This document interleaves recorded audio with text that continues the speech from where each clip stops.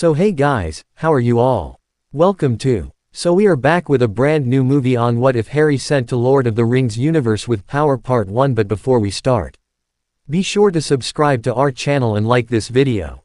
Now let's begin the story. Harry lay on his pallet knowing this would be the last time he ever saw the Dursleys. This was the last time Walrus Man would ever hurt him. He gathered his precious few belonging into a small pack, whilst thinking about his treasured possessions. A bent tin soldier, several broken crayons, a copy of The Brothers Grimm Fairy Tales, a bag of marbles. He had recently discovered he was a freak. But that was all right by him. The Dursleys had wanted nothing to do with him anyway, and he returned the feelings wholeheartedly. It was her fault that he found out anyway. They had no one else to blame. Aunt Petunia had made a mistake when he locked him in the attic. She had forgotten all about her childish treasures. Beautiful books filled with stories of magic, wizards, princesses, dragons, and elves. While she did not have the heart to destroy them, she would not have them displayed in her home. It had all started when the Dursley parents, if those horrible examples of human being could be called that, were going to some swanky restaurant to celebrate the Walrus Man's promotion, before having a long weekend away. Leaving Dudley, or Blubberboy as Harry thought of him, at Marge's home. Harry was to be locked in the attic with a bucket and a cloth, with only 4 sandwiches, 2 apples, 1 liter of water. And in order to get this mess cleaned up, if you know what was good for you. Harry cleaned and organized and cleaned. Papers were collected into piles, and rubbish into bags. For hours and hours this went on, until he found it. The discovery came when he made it to the back corner of the dusty attic. In a cardboard box stuffed under boxes of dinky duddy DUMS, baby clothes, he found some old books.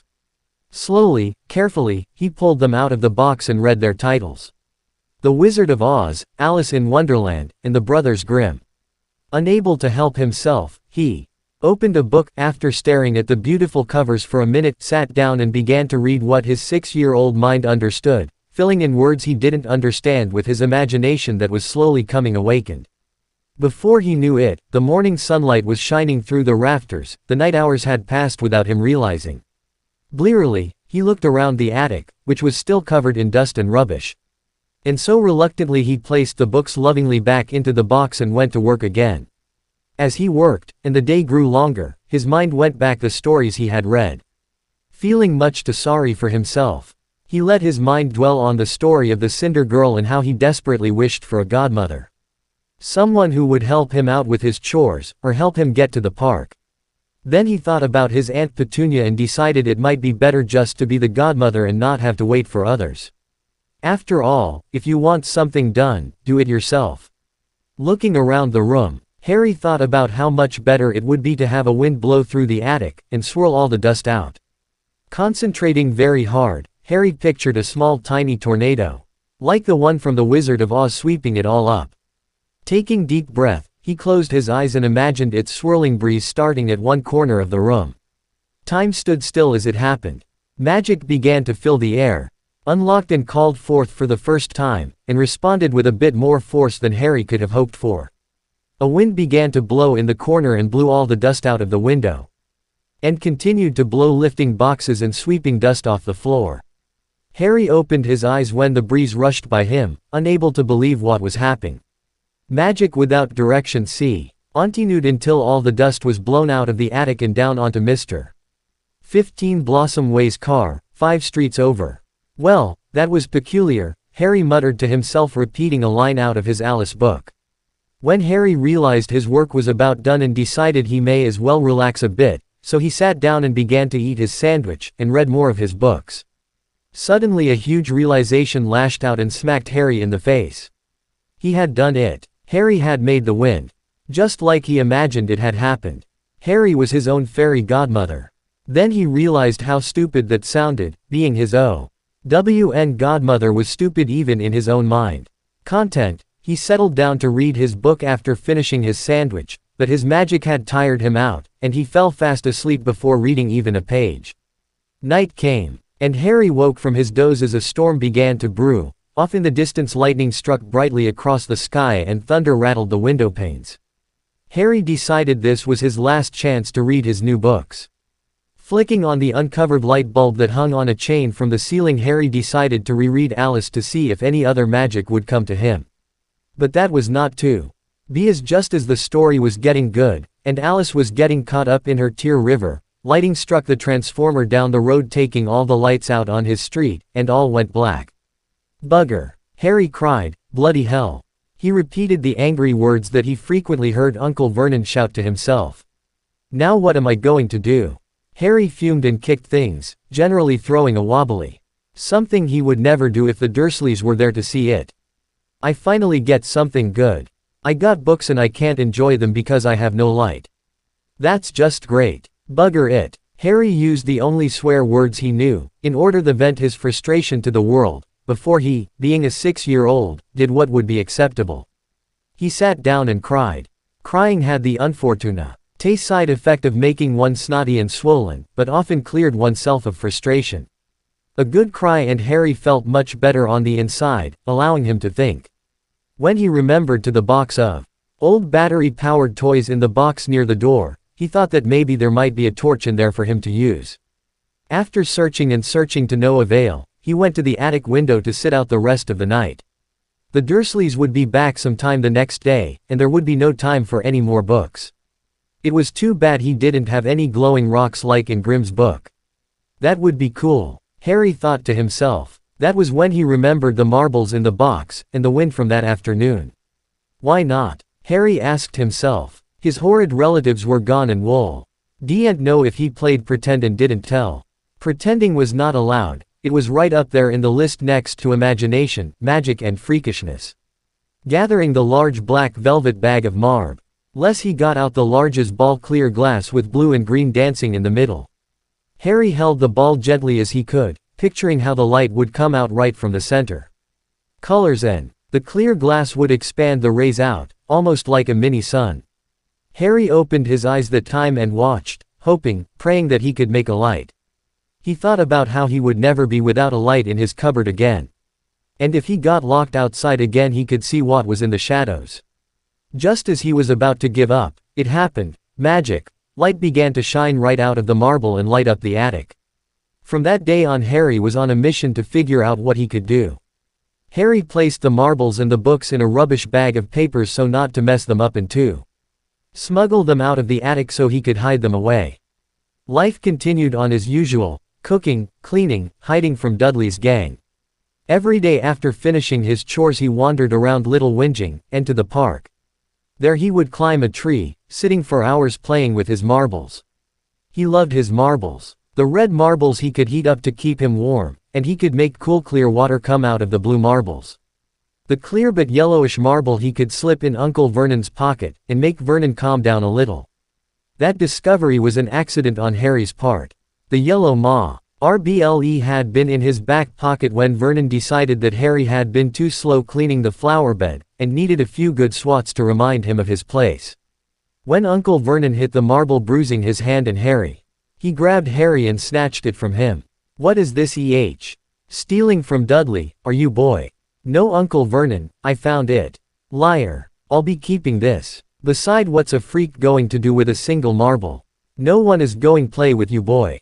Try as he might, Harry could not get his marble back. He thought about how happy it made him even without knowing what he could do with it. He wished and wished that he could feel how happy the marble made him. He thought how it glinted with tiny sparks of silver in it, reflecting just like the birdbath in number 12's yard on that bright sunny day last week. And then he saw Vernon relax just a tad. Just go, boy. Just go outside, your chores are done anyway. Get out of here and be back for dinner. Harry got his marble back when doing the laundry the next day. From then on, he slipped that marble in Vernon's pocket whenever he could. It made Vernon less likely to snap and yell at Harry, and that could be only a good thing as far as he was concerned. When school started that fall a few weeks later, he made his next discovery. Dudley would not bother him at school if he stayed in the library. Each morning, he would go in and spend every possible moment he could reading fantasy books, thinking about what he would do if he had the powers that those wizards had, but try as he might he couldn't get his marbles to take him to different places or turn him invisible. He figured that maybe he needed to be bigger like the grown-up in the books or the teenagers. Unfortunately, all good things come to an end. Harry got in trouble for climbing on the school roof. When running away from Dudley, the wind had picked him up as he jumped, just like the attic breeze. Not that he told Vernon that, but no matter how hard he tried, he couldn't get either grown-up Dursley to believe him. He wound up in the cupboard without dinner and marks on his back from Vernon's belt. Harry decided enough was enough. It was time to get out of number 4. He had a plan and would do it, as soon as he got his first chance. Harry made a break for it in the middle of the night. That dark Halloween night Dudley had worn him out going around the neighborhood. After an hour of tantrums and several extra pieces of candy, Dudley finally went to bed. Harry had been sent to bed earlier, but thankfully Vernon had forgotten to lock him in after he was let out to go to the bathroom. He stuffed everything in his knapsack, snuck into the kitchen stuffed in as much fruit, cheese, bread and cooked meat as he could. He then tiptoed upstairs Hi's aunt and uncle's room and took £20 out Vernon's wallet. Next he went to the room that Marge stayed in and took the jewels he knew belonged to his mother. There were 2 long strands of pearls, and 3 brooches. He knew they were his mother's because they had his mother's name and a message. Lily, 15. May your dreams be blessed. On the side of jewelry box. Every time Petunia tried to put them on she would cry. Slam the lid and move it to another part of the house. Sometimes in a drawer and other times in a different room, but she couldn't seem to take it out of the house or get rid of it. Ari wanted and got anything that could have been his out of the house and with him. He then snuck into Dudder's room and took 3 of his new pants, 5 shirts and his new leather coat. Harry told himself he wasn't stealing. He was just taking what should have been his in the first place. What with all the chores he did, it was just payment. Then it was 2 a.m., and Harry was out of there. Harry made it as far as the park before he hunkered down, pulled out his marbles and lit up his newest discovery. He had scratched a clear marble across the front by accident a few days ago. Thinking it ruined, he continued to scratch it till it looked like it had wisps all over it. He thought it looked really neat, like dust floating in the breeze. Harry stuffed it in his pack after recess and didn't notice how light his pack was until he made it home and realized he wasn't as tired as normal. Vernon of course ruined everything. Harry had gotten better grades than Dudley and so, of course, he had to have cheated. Vernon grabbed his pack, noting how light it was, but felt the pack had books in it when it bumped his leg. Harry then spent the weekend in his cupboard because of freakishness. Harry decided to hide that marble till he could turn it on and off. It wasn't that hard, he just imagined the wind stopping and the marble stopped glowing and his knapsack was heavy again. It took all weekend and no meals, but Harry thought the marble was well worth it. The park lights were on, and Harry found a darkened corner, in which he arranged everything inside his pack, until it all fit snugly. Placing his marble in the little pouch in the lining, and he was ready to go. Longingly, Harry thought of a book he had read about. In it, the boy kept running away till he found a nice family that took him in. Harry decided that was what he was going to do. Maybe he could sneak on a ship and get to America, or maybe he would work on a marble and make a boat and head to France. Other people had done it on a rowboat. And there was that man who swam the channel, so that was what he was going to do. The Dursleys didn't know French. Neither did Harry, so no one could ask him questions and send him back. That was Harry's plan, get away and never come back. However, fate has its own plans. Vernon had heard the front door open and close even though Harry had tried his hardest to be as quiet as possible. As quietly as his large girth allowed, he snuck downstairs, only to see the boy leaving the yard. Good riddance, he muttered and would have let him go, but, noticing Marge's door was open, he peered inside and noticed something missing. Greed had always been top of Vernon's virtues and he knew everything that was of value in his house, or indeed, to himself. While the box was of little matter to him, he noted it gone. Wobbling back in bed he saw his wallet had been moved. Vernon opened it and saw the money was gone. That was it, as far as Vernon was concerned. He didn't have the marble that he had become dependent on to calm him, whether he knew it or not. He remembered the box had some value, and his 20 was gone. He was going to get that boy and take it out of his hide. Non made it to the garage, got into the car and went to find him. Vernon unfortunately got so caught up in his anger didn't think. He found the boy crossing the street and hit the gas thinking he would be freakish and he had to catch him. never noting the constable coming up the side street, who had been alerted to the call of a child being out. He sped up until he was almost on top of the child. And didn't hit the brakes till Harry flew over the bonnet, roof, and onto the road behind the car. Slamming the brakes, he thundered over to the boy and kicked the small immobile figure on the ground. He constable saw it all, the tiny boy about 4, maybe 5, crossing the street and the car speeding up, aiming at the tiny figure. He sat in shock, unable to believe what he had just seen. Then man got out and kicked the child and he snapped to his senses. Calling for backup and emergency medical aid, he ran, tackled the man and cuffed him, ignoring his screams of how the boy was a freak and that he stole from him. The constable saw it was already too late, the boy was gone. Harry's life was great, he had made it out and no one saw him. He would get a ticket to London, get lost somewhere, find a nice family that would take him in and love him and hide his marbles for emergencies, maybe play with them once in a while. He was so ready to start a new life he didn't pay attention to the car, till it was too late. He kept walking, never noticing the car bearing down on him, his flight in the air, or his crash landing. His mind continued on the great people he would meet. Maybe he could find more magic people. Where he wouldn't have to hide it, maybe they would let him grow a garden of vegetables. He could use his marble with the green swirls that made the flowers real. Pretty when he buried it there to hide it from Dudley. Maybe a farmer will need some help. Maybe some horses, or other people that can play with the marbles. Magic newly awakened heard his deeps. Desire unvoiced, to find a place of acceptance. At that moment when the living becomes dead, a ripple occurs, a wave constantly in motion connecting worlds and energies. It touched Harry just as his magic was reaching out to find his place, and led him to where he belonged. Connecting all of him, magic, energy, intelligence, soul, mind, and all that he touched with his magic. Harry felt as if he was floating, he was so excited. Then he felt it, wave after wave of hurt, then, nothing. He was so tired. He didn't understand it where he was. It was so dark. He remembered his marble could give him light, but he couldn't find them. He felt as if they were spinning around. When it stopped, all of it stopped. Magic swirled around him, still searching. He was still hurting, but he wasn't thinking about that when magic reached out, so it was ignored. Then it built and built. Magic had found what it had been looking for. A place of acceptance for Harry. They were going home. No longer could they put off retuning. They had spent years in the wild, driving off and killing every orc they could find. It was doing them no good. Naneth was gone and perhaps they were not going to find peace this way. It was time to at least visit their Ada. Glorfindel was right again. Hunting for vengeance was doing nothing to help.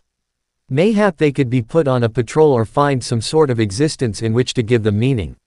So it is decided. Elrohir stated. Yes, let us begin on the morrow and we may make it home for summer merrymaking. Elladan finished. Rest. I will take first watch. Elladan smiled. It was nice to have a clear goal. A true destination in mind. Darkness began to creep along the eastern sky and a clear night in which to watch the stars. He chose to take the first watch because Elrohir was always easier to wake than himself. The night was quiet, no movement more questionable than a mouse skidding along the edge of camp. It was the right way to begin the journey home, peaceful, with hope in the air. Several hours later, just as Elladan was to wake his brother for his watch, the wind became distressed and a feeling of being lost stirred within him. Quickly waking his brother, he signaled for silence. The breeze began to pick up, rushing past with a whine like a small child. The breeze became dense and watching it spin off in the distance, they saw it contract and sparkle, light spreading from within it. Smaller and smaller till a little body appeared settling on the ground and a few small objects around it. By Valar, did my eyes deceive me? Elrohir asked, turning his brother as if to ask after his sanity.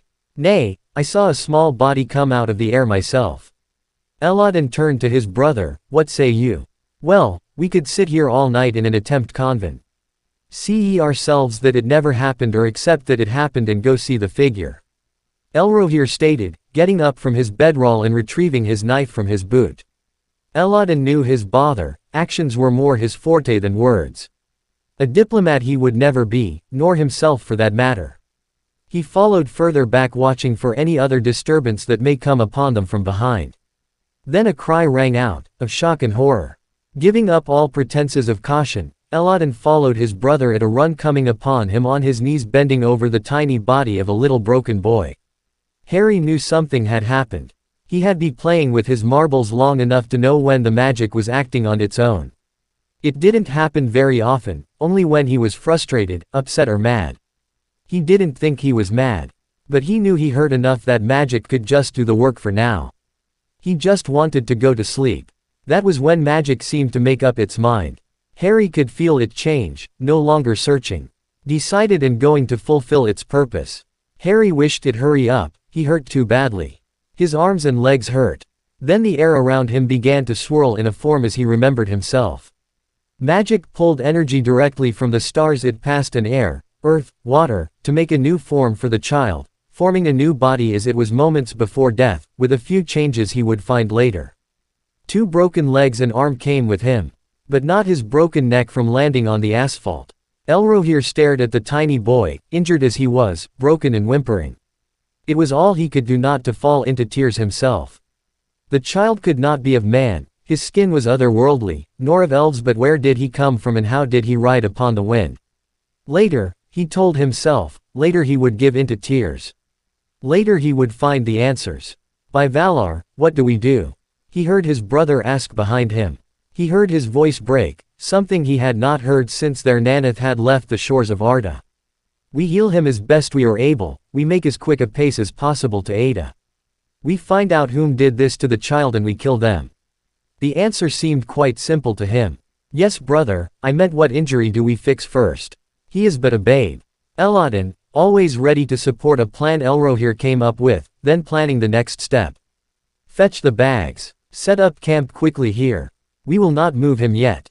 Elrohir stated, gently as possible, rubbing his hands along the boy's face, head and neck. It appeared to him there were no injuries in that area. It was with immense trepidation he pressed on the babe's belly and found no firmness within. At first glance he found not great bleeding. Sliding his hand under the child he found no sever blood being lost when sliding them down his back. Adon returned carrying both bags, a long stick made into a quick torch. I have one less shirt, it was filthy, and it was easier to burn than wash. It was a poor attempt at a joke but a release all the same. I felt no bleeding from a vein. Small cuts, large cuts but no veins, he told his twin with some relief. Both legs and right arm broken, his arm is minor. We may not be able to ride out for several days. And we must align the bones before they heal as they are. Has he woken at all? Placing his hand on his brother's shoulder, remembering their hopes to go home. Nay, he has stirred not, but I do not want to waken him yet. Let us have all prepared first, have a fire and herbs ready. I will bring it all, you are the better healer of we two. I will move camp, you get the herbs ready. I am glad you got rest. I feel it will be a long night. Never have I worked with such youth. Elrohir said, pulling herbs from their bags and tearing his clean shirt for bandages. The setup did not take too long, a bed roll.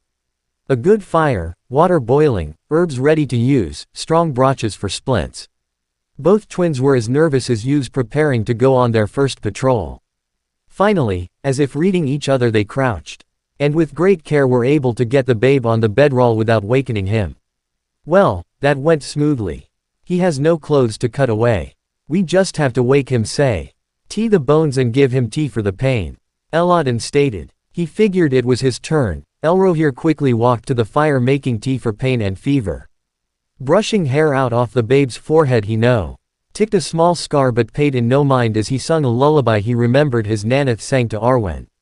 Gently as he could he rubbed his face, hair, neck and shoulders in an attempt to keep him calm as he was woken. Harry woke to a beautiful song. He didn't know the word but he did know it was pretty. Then he knew he hurt really bad, worse than any beating or end of Harry hunting. He didn't want to cry but the whimper came out anyway. And the song stopped, and a voice was making noises that made no sense to him. So Harry opened his eyes and saw angels. They were glowing, kind of like fairy lights, not a lot of light, just a warm glow. Then he thought if they were angels then he was dead, but he hurt too much to be dead. I wonder if they are angels come to make me dead. He lifted the hand that didn't hurt. It was caught quickly by the angel just as Harry found out he was too tied to lift his hand more than a few inches, and held on. The angel kept making noises. Harry wished he would sing again. Not knowing how to ask. He hummed just a little and stopped, whilst looking at the face and hoping he would understand. No such luck, the being kept making noises. This time the noises sounded different. So Harry hummed a little more and stopped. He figured the angel would get it eventually, but if not, it made it easier to forget how much he hurt. After a few minutes a second angel came over and made even more noises. Harry kept on humming and whimpers slipping out now and then. The angels needed to sing, he heard, and Harry by this time was frustrated trying to the angels to sing. Then they did and Harry stopped humming. Holding the hand of the first angel, he drank the warm bitter drink the second angel gave him.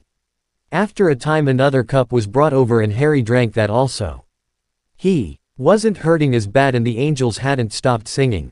After a time Harry started to feel dizzy and closed his eyes. They continued to sing and Harry continued to listen, when a rip and pop happened in his arm. He couldn't prevent the small scream that came out. It passed quickly and his angels kept singing. Harry decided to make sure and started to hum along, finally catching the rhythm. The second angel came back, leaned over his face, stroked his cheek and made more noise. That was when Harry figured it out, the noises were words. However, he still hurt and wanted his song, so Harry ignored it and hummed instead. The angels were signing at each other now. Harry figured they were talking and singing at the same time instead of just singing, but that was okay, he told himself, he didn't understand anyway. Just as he started to doze he felt a hand's grip his legs and pull, twist, pop, and his leg was burning. Then more twisting and popping, in his other leg. Harry found he couldn't take any more and passed out. I would rather face a horde of orcs with no weapon, than face a night like this again. Elodin stated as a matter of fact. How fare you, dear brother? I am content that the worst is over. The bones are set. All that is left is to bandage the cuts, watch and wait.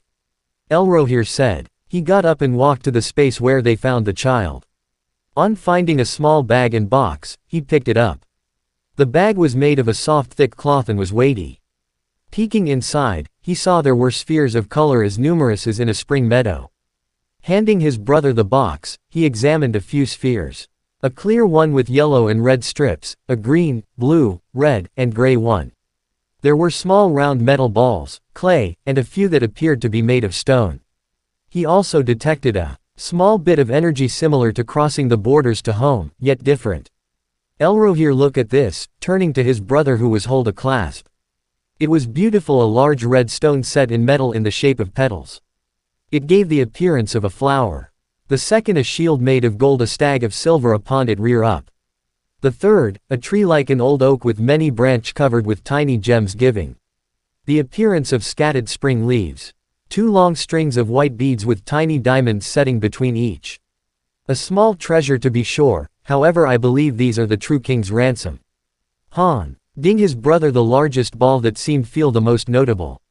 Magic. Elodin whispered, most assuredly magic. How else would he have appeared as he did? But whether he created it or was sent and how this came to be, it matters not. He is a child. Of course, it just seems to be another riddle. Sleep, brother, I will watch from here. Elrohir stood preparing himself to finish healing the boy. Nay, rest again. I can bandage his cuts and scrapes. I would feel best if you were fully rested in case he needs more than I can give. We are not going on the morrow, so I can rest then as needed. Seeing the logic in his brother's argument, he settled back down to sleep, listening to him singing quietly as he bandaged all the child's cuts. The Nagels are behind it. That fact that this chapped R reads in now higher than 3rd grade spelling is all the Nargles' fault. Morning came with twittering birds and a rich earthy scent in the air. Harry figured that Aunt Petunia must have decided Doodle Why needed more soothing and turned on the Nature Channel. Presumably, Dudley would then scarf breakfast down and then demand, blow up fighting show, before school. He started counting to 100, wondering how long it would take him. And enjoying the bird songs while it lasted. Harry then questioned himself about how come he hadn't made breakfast. Then the aches in his legs and arm hit him, and he remembered. The angels singing, hurting, and magic moving him, searching, but where was he?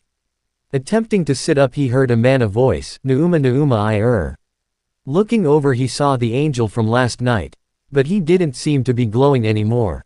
As he sat up slowly, rubbing his head, the man got up and helped him the rest of the way, then stuffed a bag behind his back.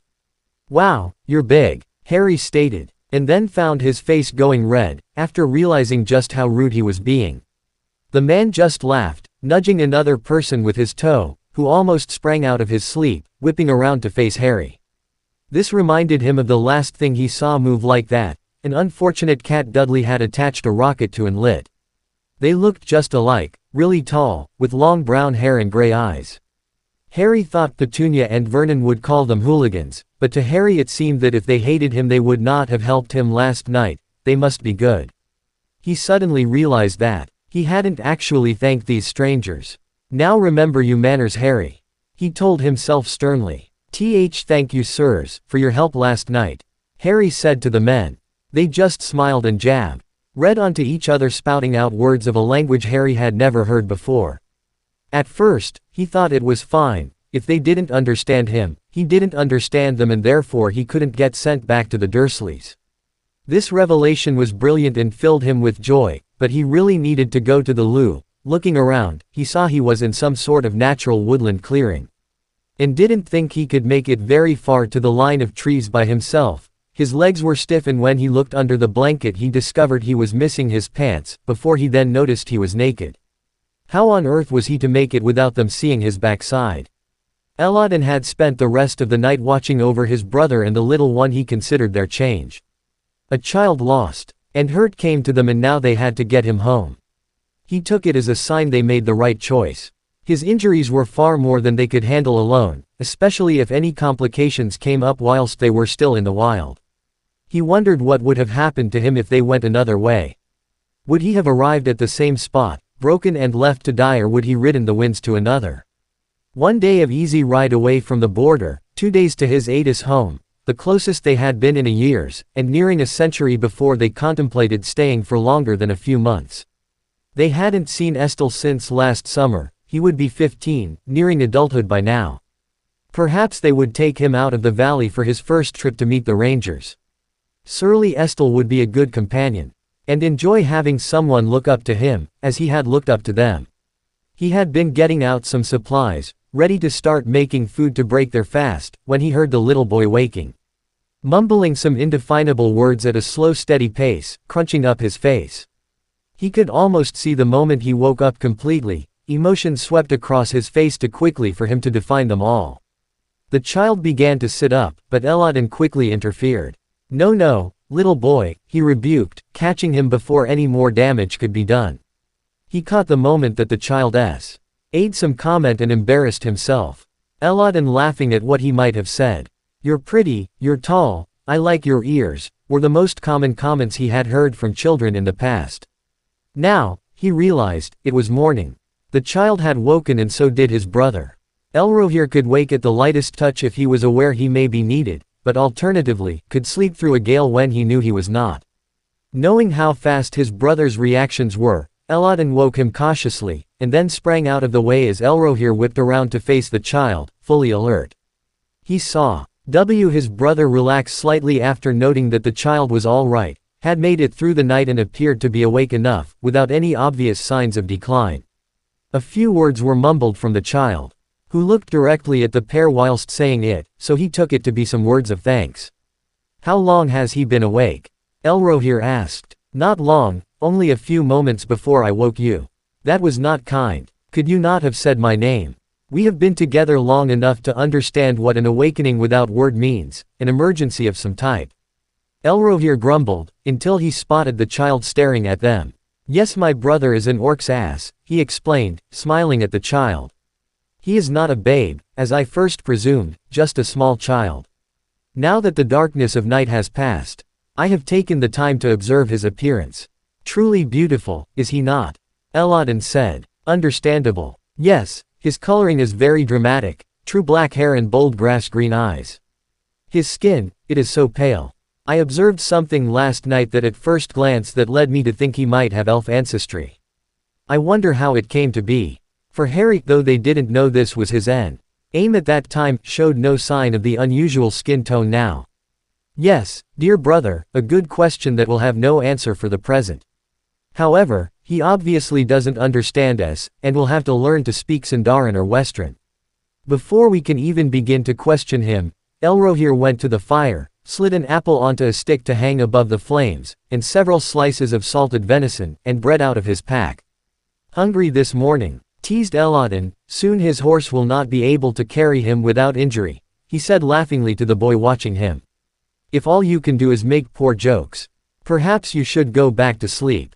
Elrohir grumbled. "Well then, I guess you do not want to hear my idea of how to get home quicker than waiting for the child to heal on his own." Elodin replied nonchalantly. "Really, dearest brother, an idea? This I would love to hear." All teasing left him as an expression reminding Elrohir of their father appeared on Elodin's features.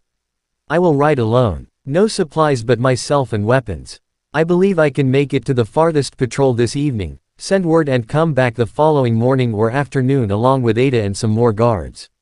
We cannot protect him as injured as he is, for any true amount of time.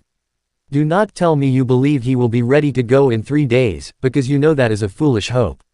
I can be back with a patrol and fresh supplies in just 2. Perhaps with Valar's blessing, and good fortune, even tomorrow night. Yes, that may work, and it was well thought of, however I do not like the idea of you going alone. You received no rest last night, and took the morning rise watch before that," Elrohir mused.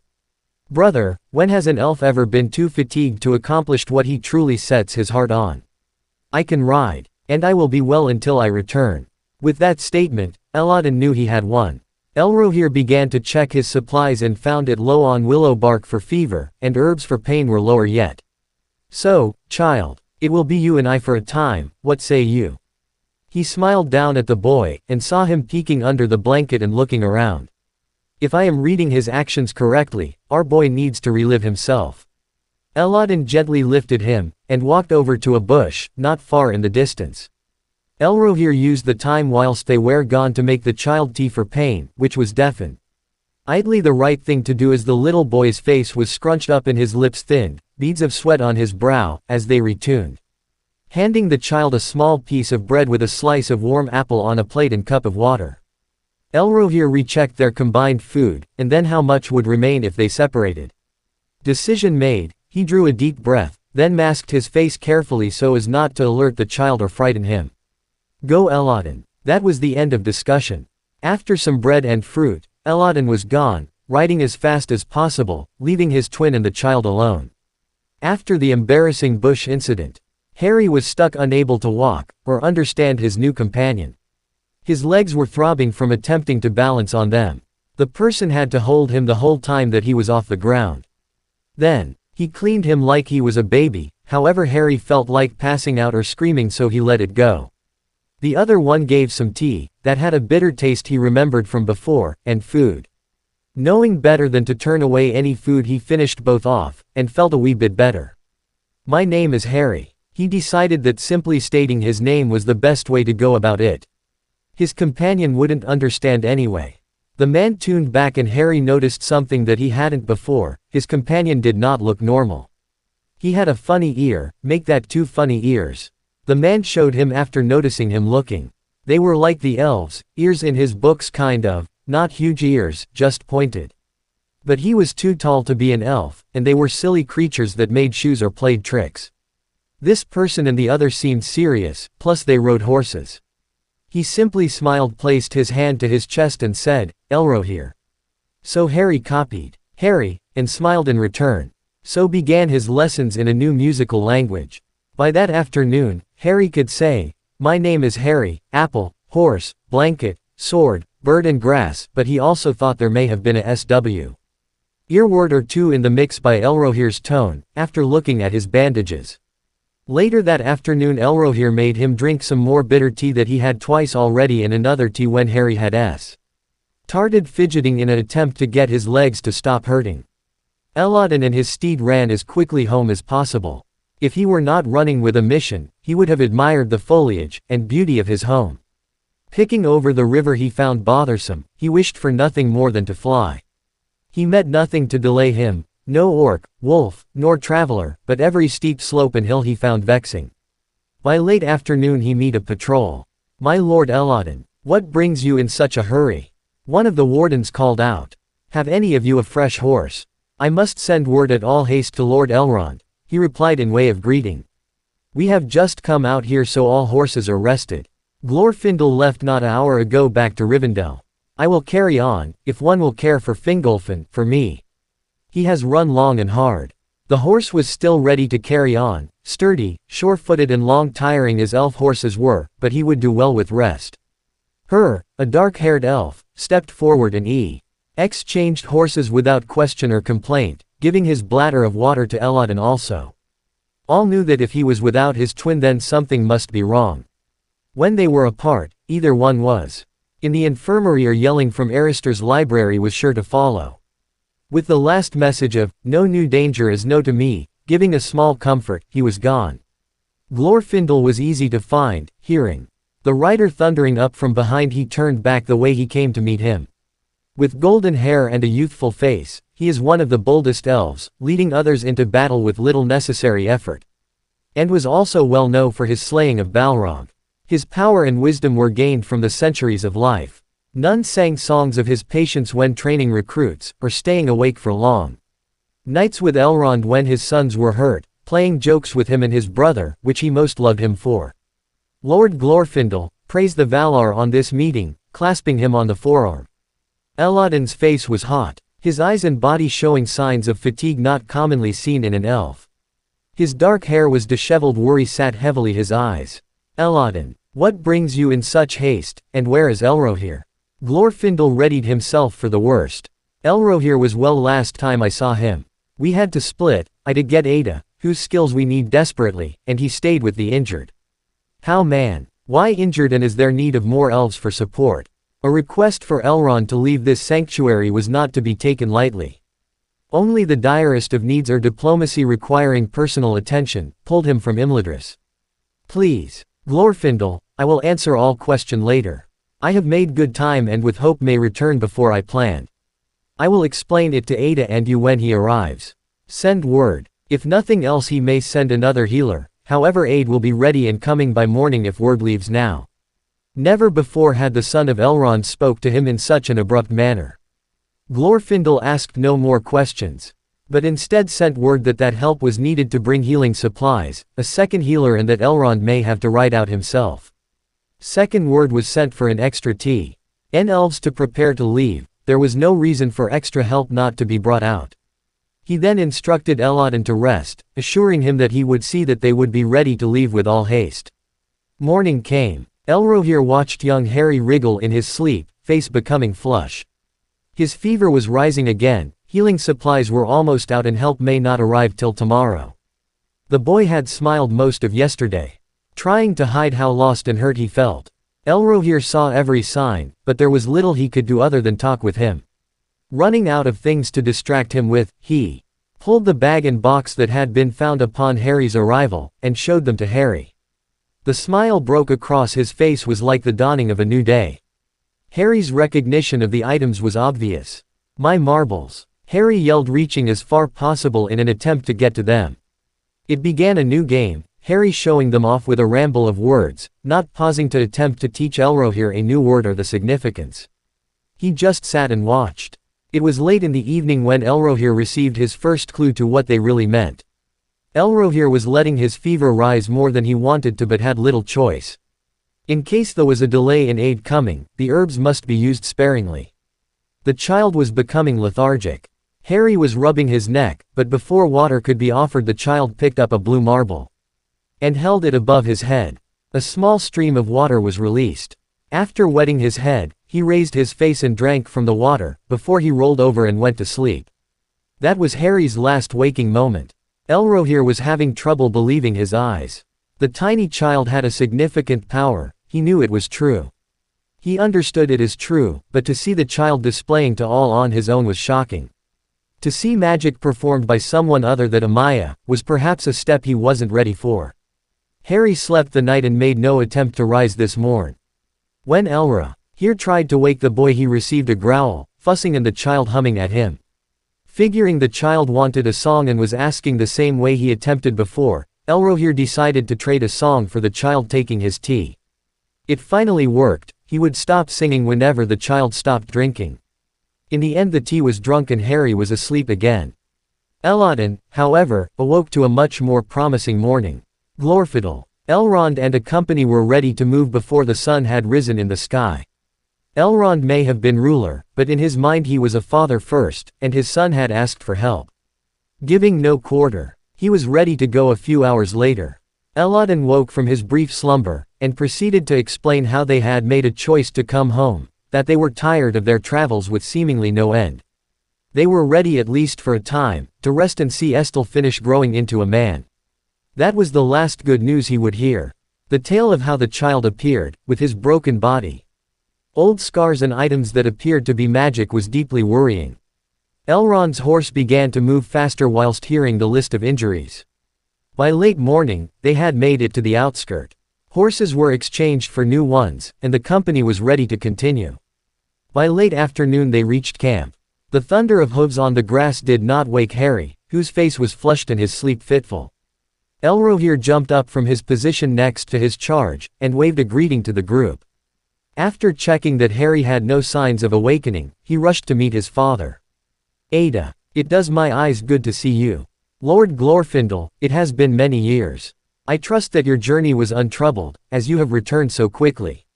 Elrohir, I will always come to my son's aid. What troubles and brings tears to you also brings sorrow to myself. With these words, he reached out, bringing his grown Ion to his chest briefly, before turning his attention to the sleeping child. Elrond crouched down. No words were said, none were needed. Finding a fever and a small infection on his back, and far too many broken bones, he deduced that the child suffered a horrific fall. He brushed aside that thought. On his forehead, he found a small, oddly shaped scar. It appeared to have a darkness in it, slowly dwindling. Glorfindel, what do you make of this? He recalled a similar energy from so very long ago, but wanted a second opinion. Pulling his attention away from the beads, rolling them across his palm and replacing them into the small bag, Glorfindel sat on the other side of the boy. First to catch his attention was the boy's fair skin. It was somehow different than the skin of men, but he couldn't quite put his finger on the reason why. His gaze was drawn to the small, jagged cut on the child's head. He could think of no weapon that left a wound in such a way, leaving him to think that there was no alternative cause, other than malicious intent. Placing his hand on it he felt what his friend and lord felt. By the Valar, I have not felt this darkness in such a long time. When the Balrog left a survivor many of the injured carried a taint similar. Glorfindel turned to the twins. You say the boy appeared riding the winds. Tell me all, he demanded, not allowing his attention to leave the boy. Balrog, are you saying the child survived that? Nay, I do not belie. It was Mrolkir's creation that did this. Similar evil, yes, but not a Balrog. Between the twins the story was told. How the child had paired, and then how the day had been spent, how the child Arned a few words and the water he had created from a round piece of glass. Harry woke to quiet voices murmuring back and forth. He still didn't know what the words meant, but he liked the way they sounded. Slowly, he cracked one eye open, hoping not to have the person give him more nasty drink. He still didn't know what to call him, but he definitely wasn't human. Harry saw him walking off to a bush to softly for that. Plus his ears were funny. But he had fixed Harry's legs, they hurt a lot less than before. The nasty tea wasn't too terrible, it made him easier to forget how much he hurt. RRY however had little experience with nice people and thought that it would end soon, so he may as well enjoy it. He decided that he had wasted enough time hurting and wanted to go to the bathroom again. His head was dizzy and felt fuzzy. Thinking was just too hard. Perhaps he would eat the pieces of bread he had turned away earlier, or water if there was nothing to eat. He could always fill up on water. And had done that a lot before, in the garden. But how to tell him he wanted to get up? There was nothing for it. He had to open his eyes, but he just didn't want to. Then it came back, the person began to sing when Harry started humming. The man would know he was awake then. Glorfindel watched the child wake, then just lie there. It was amusing watching the little one's face. Elrond and his sons were off a bit, catching up on time and their adventures. They were entertaining, talking back and forth, recounting each other's mistakes and foibles. However, the draw of this tiny little boy had caught him. He didn't think there was any ill tidings in the child. The darkness on him seemed to be disappearing slowly, an outside force. Was there a new darkness to watch for? The marbles, as Elrohir said the child called them, felt clean if magical, closer resembling the child himself. The child had seemed to make up his mind. He cracked open his eyes and began to hum, just a sound without tune or rhythm. This was different to his past experiences with children. As a small child, Estel would jump out of bed, ready to tackle the day. Harry seemed slower, but then again Estel had never been so gravely hurt. Sing to him, Glorfindel, he finds peace best with a song. Elrohir called to him, finishing his talk with his father. So he did, singing of the beauty of silver trees and spring. A song he remembered from his youth. When the song was finished, the child's eyes were wide, held to his own, then flicked to the faces around him. Trying to reassure the child, Glorfindel smiled a sweet smile. It worked. The child seemed to deflate, relaxing completely, and hummed again, this time pointing to a guard who, figuring that it was his turn, sang, and on the child went, pointing at each in turn. When Harry opened his eyes, he saw anew that the angel was leaning over him. The one that had left was back with many more. They sure were pretty, in a boy kind of way, Remen. Ding him of the peacocks he once glimpsed on TV, they were pretty in a boy kind of way, whilst the peahens weren't. Harry was sure they weren't human, so he figured the girls were ugly like the peahens were. Most had brown hair in different shades, one looked a tiny bit red. The one singing was the prettiest, Harry thought. He had shiny, sunny hair, and blue eyes. He wondered if they could all sing like the three he had heard. And so he got them to sing, and boy could they. They had to be angels, who else could sing like that? Plus they were smiling at him, and were singing. Evan thought he didn't know how to ask properly. Whilst he had been listening, he had forgotten his reason for waking up. As the last one stopped, he knew that he was almost too late. He really had to go, so turning to the nearest person. He put up his arm, then pointed to the bush, nearly bouncing by that point to keep the pea in. Completely forgetting his manners, he pointed again to the prettiest one, who was also the closest. And tried to get him to understand. Up, the little one yelled, pointing to the bush again.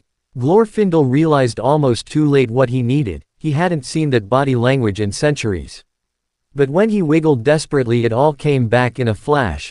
Elodin doing the same thing during a reception, before running away and coming back in new breeches. Lifting the child as quickly as he could. He turned the child's back against him, and moved at a quick pace away from camp.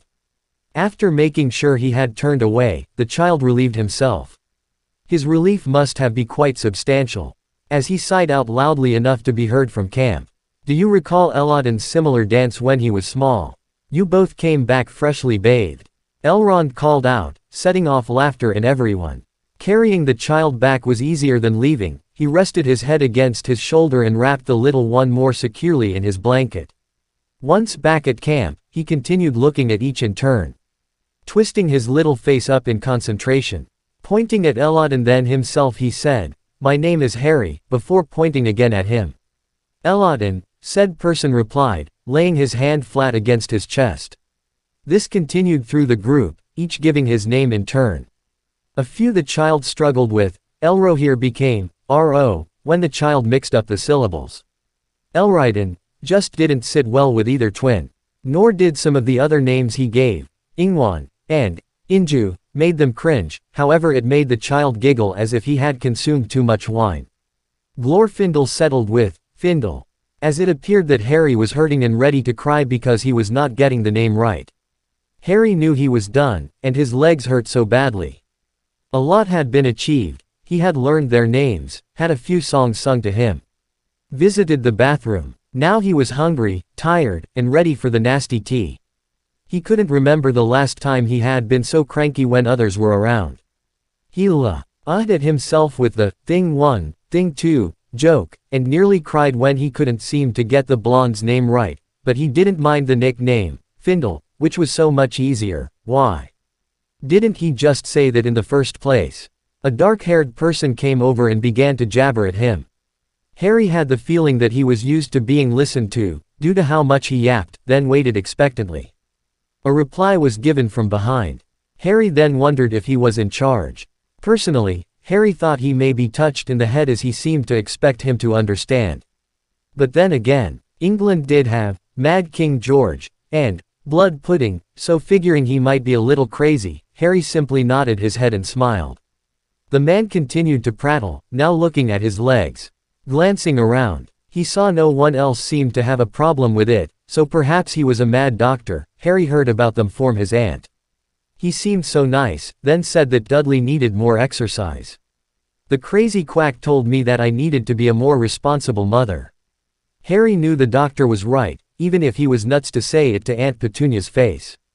It took all kinds. When the man stopped speaking abruptly, Harry had to wonder if his brain had popped, so had a quick peek at his ear. No blood seemed to be draining out, so Harry nodded and smiled as if he wasn't uneasy that the one taking over his legs might be bonkers. Well, I believe that the little boy is ready to sleep. What say you, child? I will check your bandages, get you some tea and fresh herbs. That should be a good start. Elrond approached the child. He knew Harry didn't understand, but had hoped that talking would keep him calm. The child had a smile on his face, but Elrond, focused as he was on the injuries, he missed the rest of his expression. So continued on. Aha! It seems as if a good job was done setting the brakes. I think that if we move very slowly, perhaps we could arrive in Rivendell in 5 days' time. The hard part will be keeping a boy off his feet for the weeks you will need to fully heal and recover. Elladan and Glorfindel, however, had not missed his peculiar look. Harry glanced around the camp as if searching for something. Not find anything, he relaxed. However, he looked at the top of Elrond's head, nodding, smiling, and as in contemplation. He had the same expression the dwarves did when invited to ride into Rivendell. Elrohir, when was he last given tea for his fever? Elrond called. After hearing his answer, he continued in the same way, talking all about Imladris and the peace he would find there. Plus how it came to be and other facts. The child in question kept looking around camp. Elrond, my friend, you do realize that the child does not understand. Glorfindel interrupted the monologue. Yes, I do. However, I found that when dealing with youths, a kind voice helps calm them, no matter the race, species or language. He turned back to his patient. Your arm, I hope, will be mobile by the time we reach Rivendell. Supported, however. I would hate to think of what would happen with no support. Well wrapped in bandages, rather than splinted, Elrond finished on his arm, reaching into his bag for more herbs. My lord, I don't believe it is helping him. He is looking as if you have taken leave of your senses. Stopping his actions, he looked at the child's face, for surely he was wrong. It had worked for hundreds of other children. This one peered at his ear, then smiled and nodded his head again. Harry had the face his wife wore when their boys said or did something foolish. It set his men off in gales of laughter, and he knew would take years, probably centuries, to live down. I might just leave to rejoin Celebrian, sooner than I thought. Elrond thought, then gave himself a quick shake and continued on as he had been, telling him stories of his people. The child was calm and therefore his technique worked. That was all he needed to know. But then he wondered how many other children thought he was deficient. Opening parenthesis, closing parenthesis, opening parenthesis, closing parenthesis, opening parenthesis, closing parenthesis, opening parenthesis, closing parenthesis, opening parenthesis, closing parenthesis, opening parenthesis, closing parenthesis, opening parenthesis, closing parenthesis, opening parenthesis, closing parenthesis, opening parenthesis, closing parenthesis, opening parenthesis, closing parenthesis, opening parenthesis, closing parenthesis, opening parenthesis, closing parenthesis, opening parenthesis, closing parenthesis, opening parenthesis, closing parenthesis, opening parenthesis, closing parenthesis, opening parenthesis, closing parenthesis, opening parenthesis, closing parenthesis, opening parenthesis, closing parenthesis, opening parenthesis, closing parenthesis, opening parenthesis, closing parenthesis, opening parenthesis, closing parenthesis, opening parenthesis, closing parenthesis, opening parenthesis, closing parenthesis, opening parenthesis, closing parenthesis, opening parenthesis, closing parenthesis, opening parenthesis, closing parenthesis, opening parenthesis, closing parenthesis,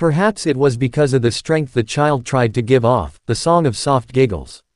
Or the bandages the child had covering most of him. It was a sad sight that had him removing the sleeve of his spare shirt, splitting the side seam to make a wrap to cover him with. An adorable sight to be sure. He had to lift it to see his toes. The removed arm acted as a belt. Yet Harry's eye lit in wonder, as if he had been given the jewels of Silmaril, not a plain blouse. Deciding he was becoming complacent. Thinking winding thoughts with no answers, he got up to make a circuit. In the distance he still could not bear to take his mind off the child. Alerted by a small sound, he watched the child began to wake again. Noting the others also waking around him, but no one made move to interfere, as they were wondering what he would do. Quietly and stiffly Harry pushed himself up, using a pack in reach as a prop. He didn't see one elf in the distance watching his moves. It seemed as if the child found what he was looking for, as he scooted away, pulling as best he could with his one arm. Not far from him, less than a yard away, was his bag. Grabbing it and pulling it to his chest, he looked around. Everyone appeared to be asleep to him. Of course, he didn't know, how could he? That his quiet moves were not quite enough to hide from elves, who were waiting for the child to have needs. All were awake and observing his actions. Closing parenthesis opening parenthesis closing parenthesis opening parenthesis closing parenthesis opening parenthesis closing parenthesis opening parenthesis closing parenthesis opening parenthesis closing parenthesis opening parenthesis closing parenthesis opening parenthesis closing parenthesis opening parenthesis closing parenthesis opening parenthesis closing parenthesis opening parenthesis closing parenthesis opening parenthesis closing parenthesis opening parenthesis closing parenthesis opening parenthesis closing parenthesis opening parenthesis closing parenthesis opening parenthesis closing parenthesis opening parenthesis closing parenthesis opening parenthesis closing parenthesis. Harry want. His light, it was far darker than he was used to. There it was, his bag. Just a little bit further, and he would have it. Harry wanted his marbles, and they hadn't tried to take them yet, but you never knew. So, he would hide the marbles, but where to put them? He still wasn't dressed properly. He had lost his pack and everything else that he liked, but he had his marbles and his mum's stuff, so that was enough. He would make do. Got it, Harry thought to himself, clutching the bag tightly. No one was watching. Reaching in, he felt his big marble, and he knew how it felt yards away. He could have felt it all the way to Mrs. Fig's house 2 streets over, because he knew how the magic felt. His light ball was the one he knew the best. The water marble, he could stuff in his shoe so he could have a drink whenever he wanted. So he knew it well also. Some of them he could lose and never know, but others he could tell the difference if he was touching it. Harry found metal balls at the hardware store and had bought a few with money he got out of the laundry. He didn't know what they did, but he liked how they felt, and knew they would be strong. The pink quartz he had found at the craft store, while Petunia bought things to make Dudley's school project. It was only a few pounds, but he saved for a long time to be able to get it. It was a girly color, but it felt safe, soft like petting a cat. Everyone was still sleeping, so he pulled out his favorite marble, and turned it on, picturing in his mind just how it would light up. Glorfindel walked up behind the boy, as he did what he had only seen Aloran do. The child seemed to be hiding it. Why? The answer came to him almost instantaneously, or some reason he was afraid of someone discovering his secret. He motioned for the others to stay still. Gently, he walked around the camp and came from the back, singing a little. When it appeared the child heard him, the light went out and he laid down where he was, sliding the bag as far away as he could reach. And pretending to sleep. He could see others around camp watching with wide eyes, and knew that they seemed to have reached the same or similar conclusions. He knew he had to get this right. Harry was clearly afraid of discovery. Watching the boy he could see the tension in him. Placing a few sticks he stirred the fire up from the embers it had died to, giving him a few minutes calmly as he could. He whispered, "Harry," crouched down and held his hand out, putting it where the boy could see and waited. Hopefully the child would take his hand. Harry knew he was caught. There was something about these people that was different, besides their ears and glow in the dark. Something, he just didn't know what. When Findle came back to camp, he didn't say anything. Just put a few sticks on the fire. Then said his name. "Oh no, what will I do now?" He felt his shaking hand and arm extending towards him, without him telling it to. He felt himself being carried from camp. And felt sick to his stomach. He's getting rid of me. But he didn't. Instead, he took the boy away a short distance, still close enough to see camp, sat down and began to rock back and forth. Harry's shaking subsided, and he heard Findle sing a song really quietly. Then his bag of balls was placed softly into his lap. The song didn't stop, and nor did the rocking. Harry made no move to take or touch the bag. Glorfindel did it for him. Reaching into it, he placed the largest on his palm, ignoring the tears. Harry prepared himself, figuring they would stop helping him, or finish him off. He concentrated on his ball and made his light. It was soft and wavering, almost imperceptible, but growing stronger the longer he held it. Focused as he was, he didn't hear the Camp-O. Nay by one slowly reforming in front of him. Harry got his light all the way to how it was supposed to be, and went to look at his new friend. With a yip he found everyone else surround them sitting down, lounging, watching him. Elrohir joined in the song. Just as quietly they each began to sing. And Harry fell asleep just where he was safe in Glorfindel's arms. Things got a little better for Harry. The next several mornings a quick breakfast of porridge and fruit bread stuff for everyone else, and off they went. Rather everyone else was off walking or riding and Harry was carried like a baby. The one good thing that happened is whoever was carrying him, wanted to see his marbles, and they smiled at him. But they were different from normal people too. They were angels and angels were always kind. It took Harry 5 days to figure out the people were not angels, they were elves. The elves weren't like in his grim book, but like Mr. Shakespeare or Scottish tales he heard about in school, majestic, elves with kings and queens. They were like super people. He was finally feeling better and really paying attention. He saw a new one ride up. When he got off bowed to the crazy one, and Harry saw he had pointed ears too.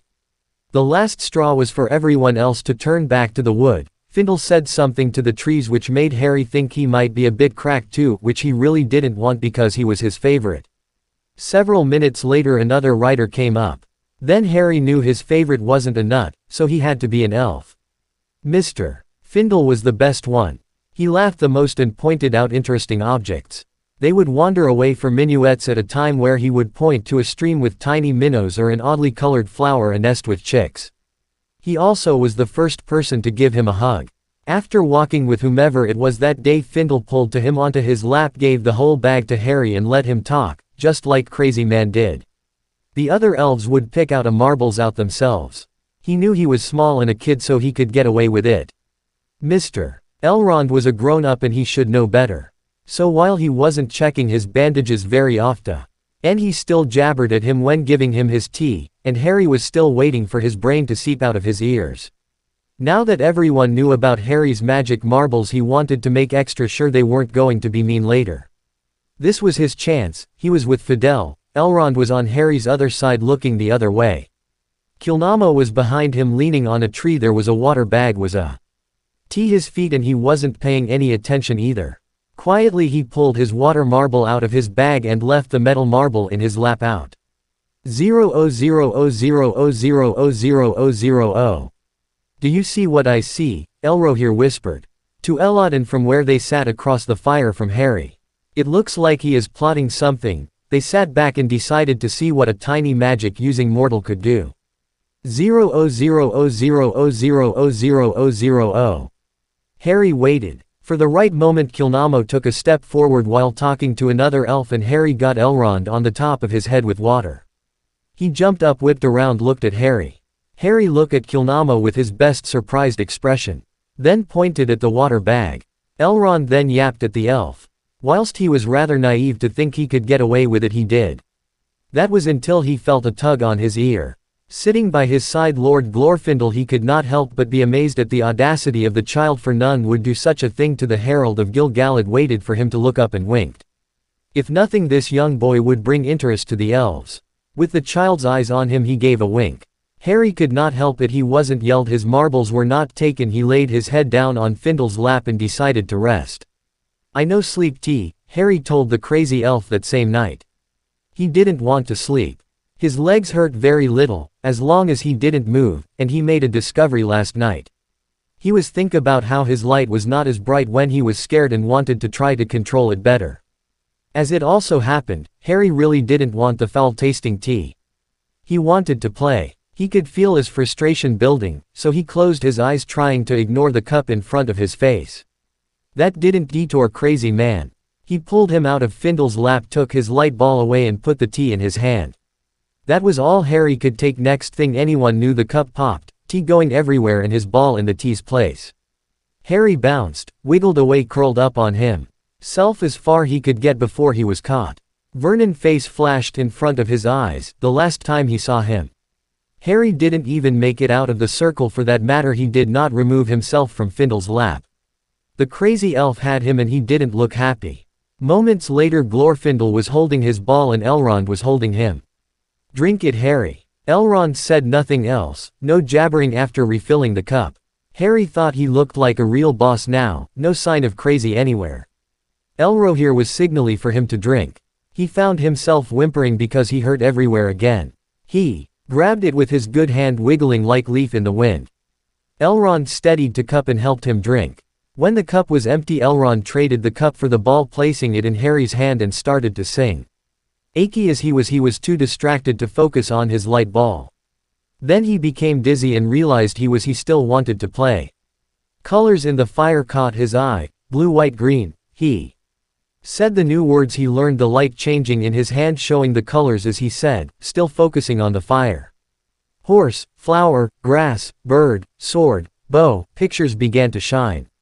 He said all the new words, till his eyes finally closed and fell asleep, never noticing he changed his light. "This has been an exciting night," Elrond pointed out. "You would think that Harry doesn't like me." "Ada, what just happened?" Elladan asked. "Son, that was a tantrum if I am correct." Glorfindel, turning to his longtime friend and advisor. "Yes, I believe you are correct. I also think perhaps dosing you with water was a bit of revenge of your foul concoctions. Ah, but he will be a job by himself, not knowing any known tongue, and an untrained power. How are his legs? Do you believe that he could take the strain of riding? As slow as we have been, we all know and spoken, as it was more for his comfort to know us rather than his pain. A 5-day trip in that we made out in less than one. We could have gone farther each day.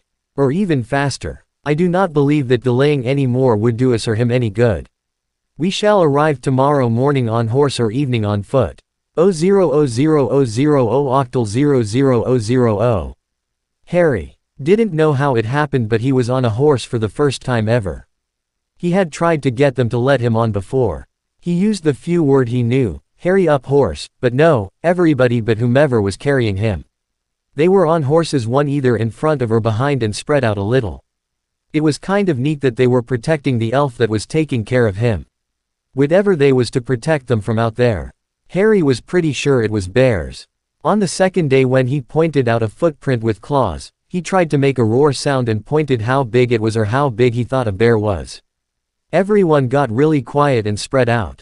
He was taken away from a brown hair elf that he forgot the name of, but he really liked his green marble, and given to Findle. It was a little exciting and scary. When they stopped for lunch, Elrohir tickled him, then quickly carried him up a tree. He was having so much fun he didn't even notice that all the other elves left and came back a few hours later. Glorfindel freshly bathed and another elf with bandages on his arm. Everything would have been perfect, but he was riding with Elrond. Harry was positive he was going to get back at him soon. Maybe his punishment wouldn't be too bad, a pinch or dump some mud on his head. They just hoped he wouldn't find a lake or river to drop him in. That is what Vernon would have done. Harry knew he wasn't crazy anymore. Not after how he looked last night when the cup popped all over him. Harry was actually still sore for jumping around. Better not say anything, you never know how they would get back at you. So he was really surprised when a cup was held up to him from Elrond. This was it, he did something that would make him sick, like Petunia did. He didn't think his legs would hold him up so he could puke without getting everything all over himself. Get it over with, Harry. He told himself it could be worse. It was nothing but the same bitter tea that made him a little dizzy. So Ari couldn't help gabbing on and crying, his relief was so great.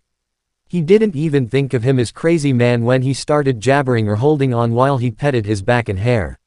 00000000000. I will carry him today. Elrond told the group at large. He prepared the child tea, earlier. He had seen the child wincing. Harry also was seeking after Glorfindel's attention either. He just watched Eve, Ryon with a tiny bit of fear in his gaze. He had seen that gaze in the faces of all his children when awaiting punishment. There was no way to tell him he was forgiven, as if any being with compassion could punish him at this moment.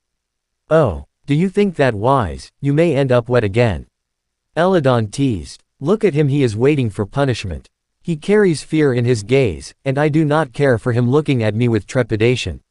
Yet I know not the words to comfort him. So yes, I shall carry him. Glorfindel came with his and Elrond's steeds saddled and ready. He nodded his head while Elrond Untid then gently placed the child on his lap sideways. Giving him the potion, he waited. The child looked as if he would poison him. Deet Valar, do not let it be so, Elrond whispered. Harry squared his little shoulders, leaned forward and gulped it down. Harry seemed to pause a moment, then looked at the cup and began to weep. Gathering the child against his chest, he did what came natural, comforted as he would his children.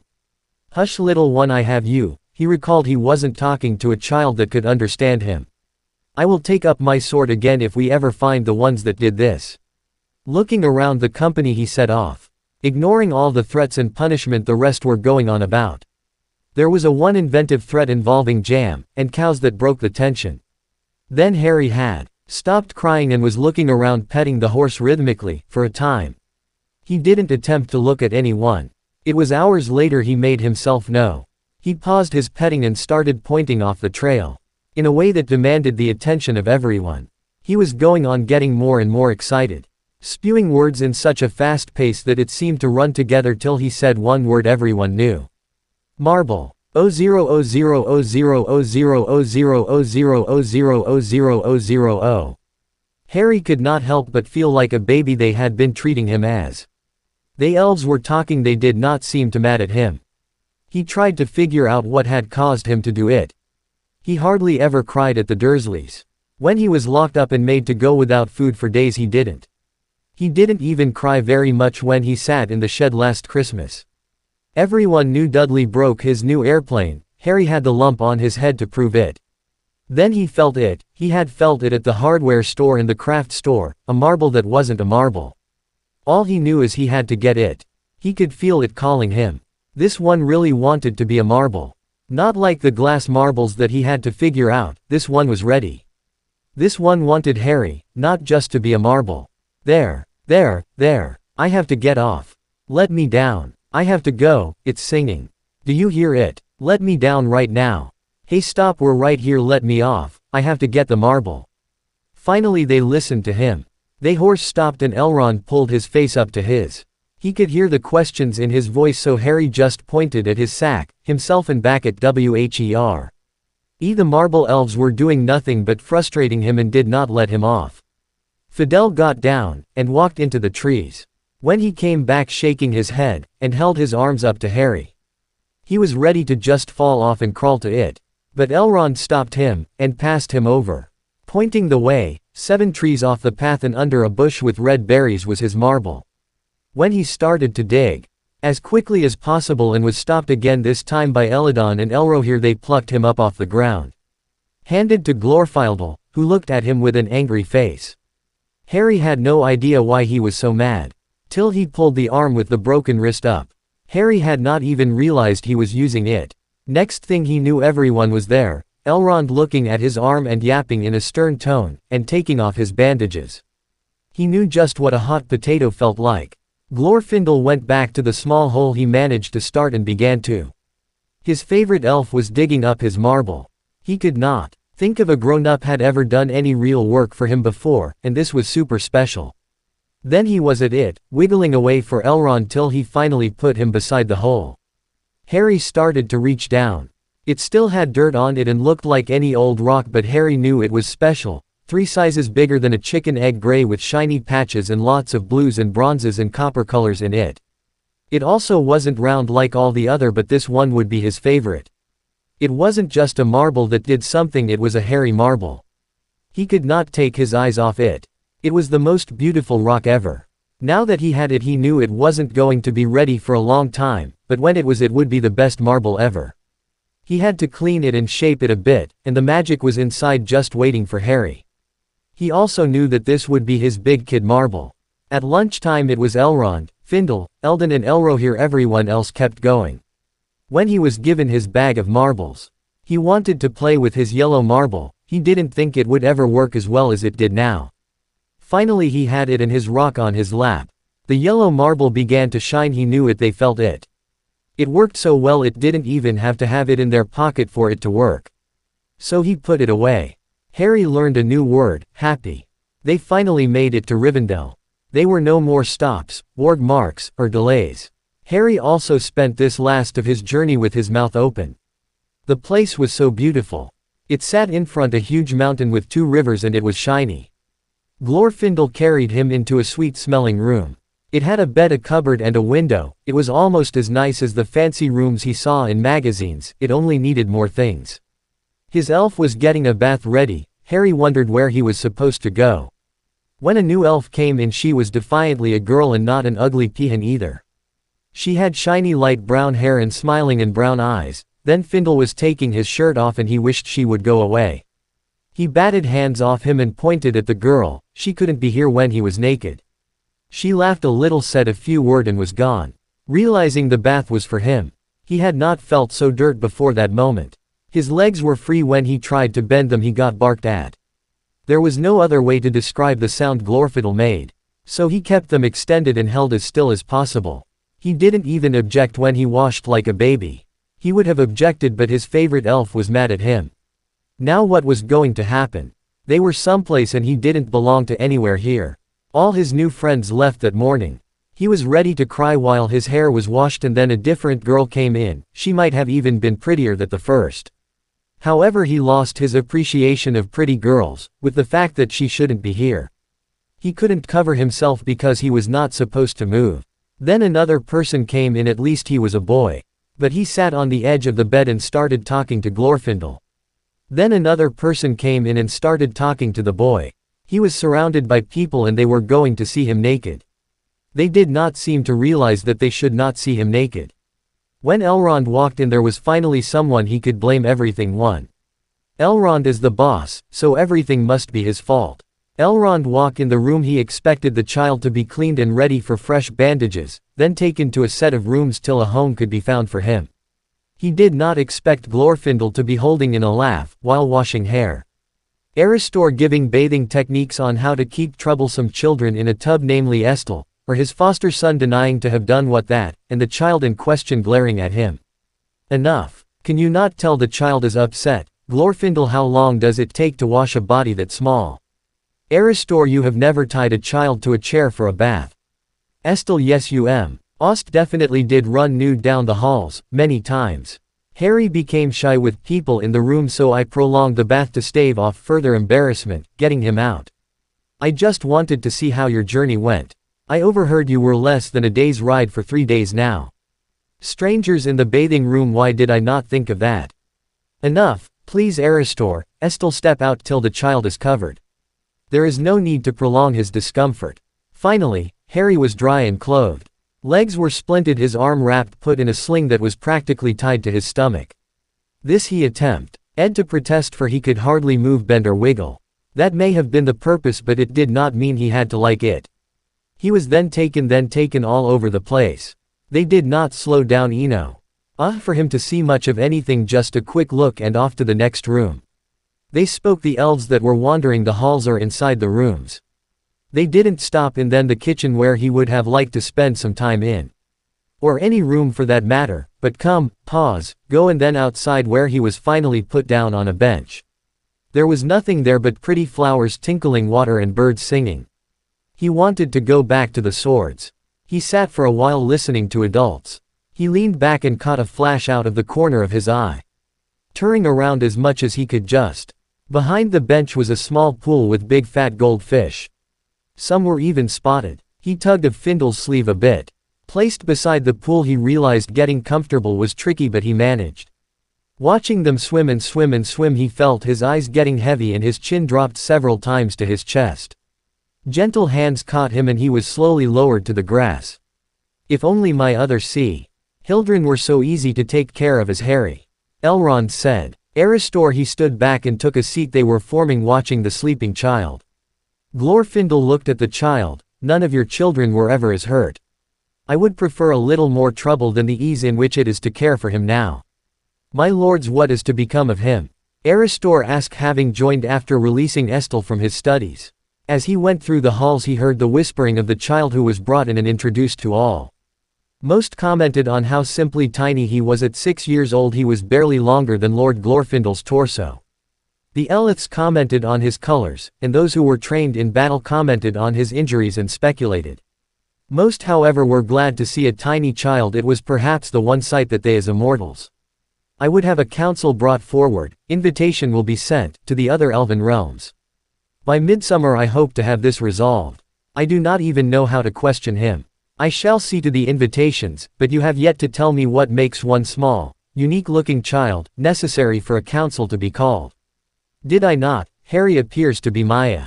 Excuse me my lord, but were you perhaps injured on this trip? Eristor, I have not lost my senses. Nor was I the only one to see the magic he brought. Pictures out of light he shared his happiness, by radiating it from a stone. Let us not forget him pouring water on your head. Glorfindel added. I did not need that magic pulled forward in my memory. I do, tell me Glorfindel, did he do anything else to out dear Lord Elrond? Another time. We must see the invitations sent, and plan of what to do with the child till a decision is made. Elrond interrupted when it seemed that Glorfindel will get all too much pleasure from answering Eristor's query. He is too young for studies. How old is he? 4. I would have him for a time in afternoons. When Estel leaves to the training fields. I'll work on Sindarian, Eristor stated and appeared to be planning lessons in his mind. There are many elves to watch over him. I doubt we could keep the twins from him long. Elrond put in. I would have him during the day. The soldiers do not need me to be on the training grounds, bearing Estel. Eristor could have Harry after the noon meal. Then rejoin him after Estel has finished. Do you think it wise to put in so much time with him? He may become attached to you and be harmful if it chosen that he goes to the realm of men. Elrond asked him. Glorfindel looked at the little boy and said, what he has thought many times during their trip home. I will follow the child wherever he goes. I love the child. Ask me not why, but I do. There is something about him that calls to me. Elrond began to feel that a council may be unneeded. Better to just tell the other realms of the discovery. Yet, the wood elves in Mirkwood have been troubled for so long, and treating with them difficult. This little child would lead to discussions. If nothing else, as you will it so shall it be, Lord Glorfindel. Plans were made, what Eristor would study with Harry. Glorfindel decided that he would take him to the clothing maker. To have a few articles ordered while he was adorable in Estel's old tunic hanging to his toes. He thought Harry would be more comfortable in clothes that fit. He would be about with others soon. 0000000000000. The next day Harry was put in another shirt. This one went to his knees, and the arm was cut off like the rest. He was then bundled up and his arm tied back up to his body, much to his disgust. Glorfindel lifted himself, telling him on his hip with a large smile, and took him down to the city. There were stalls with vegetables and fruits. His attention was caught by a room where elves were hammering on an anvil. It was hot and smelly, and almost as cool as the sword room. Glorfindel even stopped so he could watch. The hammers rained down and a sound echoed through the room. There were moments when the thought it sounded inside in him. One elf came over and spoke to Glorfindel for a few moments, then smiled at Harry. He said a few words, gently lifted him into his arms and carried him to a stool where he could watch for a while. He was handed a hammer placed in Glorfindel's arms and then was allowed to swing it with the new elf holding his hand. Harry was read that making swords was the best thing in the world, loving how it felt and the sound it made to swing it. He hardly noticed the new elf raise his eyebrows and whisper to Glorfindel. They finally got to where they were going. A lady elf came out. She had blonde hair so pale it was almost white. She looked young, like the big kids that went to universities. Harry began to wonder where all the old elves were. Then she spoke to Harry, took him away from Findle, and he was almost sure that she was going to be where he ended up staying with Because he was never given to someone he did not know. When he looked back, Glorfindel was smiling. Well fine. I don't need him anyway. Then she was taking him to the back room and he was confused again. It was not a house, it was a workplace. With cloth everywhere. And he just did not understand why he was there. The shirt he had was fine and had a lot of growing room. She held up fancy fabrics and soft fabrics, reds and blues and grays. Then she was acing strings on him and cutting it to length his arm and legs. I think the green for a cloak. Browns and tan for breeches and tunics of good heavy cloth. Little boys will tear and stain while sitting still no matter the race. How did he come to be so hurt, my lord? That is a question that we are unable to answer. We have yet to learn the tongue he speaks in. Nor does he speak any other speech we know. He is however picking up Sindarian quickly. I hope that we may be able to understand each other soon. How long will his legs be restrained? I would have to make him incomplete breeches, or secured at the knees. Short pant like the hobbits often wear would work well. Did not Estelle wear them also before becoming a teen? Yes, make several pairs of short pants. I think he would feel better to be properly covered. Make a cloak of gray and green for a formal robe. He is wearing a tunic now. If you could have those sent down I will adjust them and have a set of breeches set up first thing. He will have one complete outfit in the morning. I can have 2 new pants and a shirt in 3 days' time, and the cloaks a few days after. I am sure being properly dressed will make you feel ready to make a speedy recovery, Harry. She smiled at the little boy in her arms, pressed a kiss to his forehead. Be well, child, and wave Harry and Glorfindel out of the shop. Harry spent the next 2 weeks mostly with his Findle wandering around. He would pick a spot and teach him more words. It was one of the best time in Harry life, right next to finding marbles and finding his rock. Harry could I'll make a few sentences quite happy to no longer sound like a baby. He was also allowed his arm back. His wrist was still wrapped up but he only had to wear a sling when sitting in the yard watching the elves play with swords and bows. Elrond, now that he could understand some of what he said, did not sound as crazy. He realized that Elrond was just talking to distract him. Harry felt quite proud of himself for realizing he was in charge before he knew the words. Aristor was funny when he saw Harry playing with his marbles in the library waiting for his lessons. He threw his hands in the air, hewing out gibberish far too fast for him to catch a word, gathered papers, nibs, quills, snatched his bag off the floor and then Harry outside. Where they had their lesson. Aristor, we outside. No, marbles in the library. Oh, why? You may have an accident, I do not want to tomes damaged. Oh, Harry, no marbles here. I put marbles my room, I like outside lesson. Very good, Harry. Let us work on numbers. You can ask for basics and indicted needs. Let us progress on 2 things not necessary for everyday life. So began his numbers. Marks were made on paper and flowers were shown to make the marks make sense. I 6. He pulled out 6 marbles to show. That was how the day was spent, wandering around the gardens counting rocks, horses. He was still being carried around, but he was used to it. Some days Estelle would come to his lessons, but he soon wandered off. Harry could understand, these were baby lessons. Harry hoped they could be friends soon because there wasn't any other people closer to his age. He was forced to wonder just where all the children were and where the old people were. Every night when dinner was over Elrond would ask about his day and seemed to really care what he said. The elves he spent time with learned English a lot faster than he learned Elfish, so talking to each other was a whole lot easier. It was that the same afternoon Elrond came out to visit. Elrond looked, and proceeded to show off his everything he learned. When he ran out of everything, he tried to add like he learned in primary but the words got mixed up. Elrond however seemed impressed, that he even tried.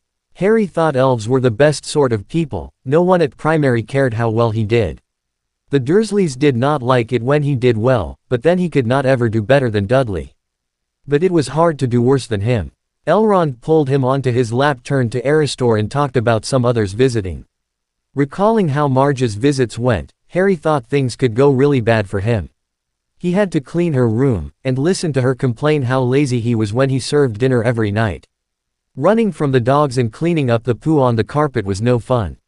Marge also had really hard hands. She seemed to enjoy pinching his arms and kicking his legs when he came to close.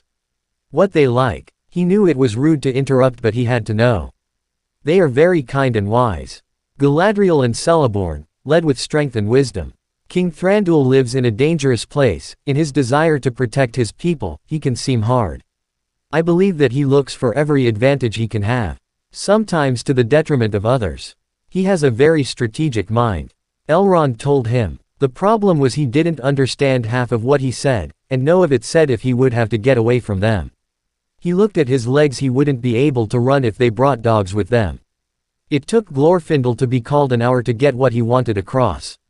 Finally he pinched, hit and moved his leg like a kick on Erestor, then said Galadriel, the only name he remembered. The look of horror was enough to let Harry know they wouldn't hurt him. He is a menace, Estel told his brothers one afternoon. Harry was given crutches so he could move around whatever room he was in. While he tired quickly and need to sit down often, he still managed to be wherever he was at. He wobbled into his history lessons and acted as if it was a story from the fire halls. In the training fields he would call out when he was setting up a shot and distracting him. Today practicing sword. He yelled at this trainer that day when he was disarmed and on the ground. You, be nice, you Dudley, orc butt. Estel, you fine. The fact that he was quivering on his crutches, his legs bow ended up, and his little face held such concern was too much for his pride. As if he would need the protection of a child that was barely standing, and not even reaching his hip. Would leave me alone. Go find Erestor or Glorfindel, they are willing to listen to you ramble at them. I do not want you to bother me.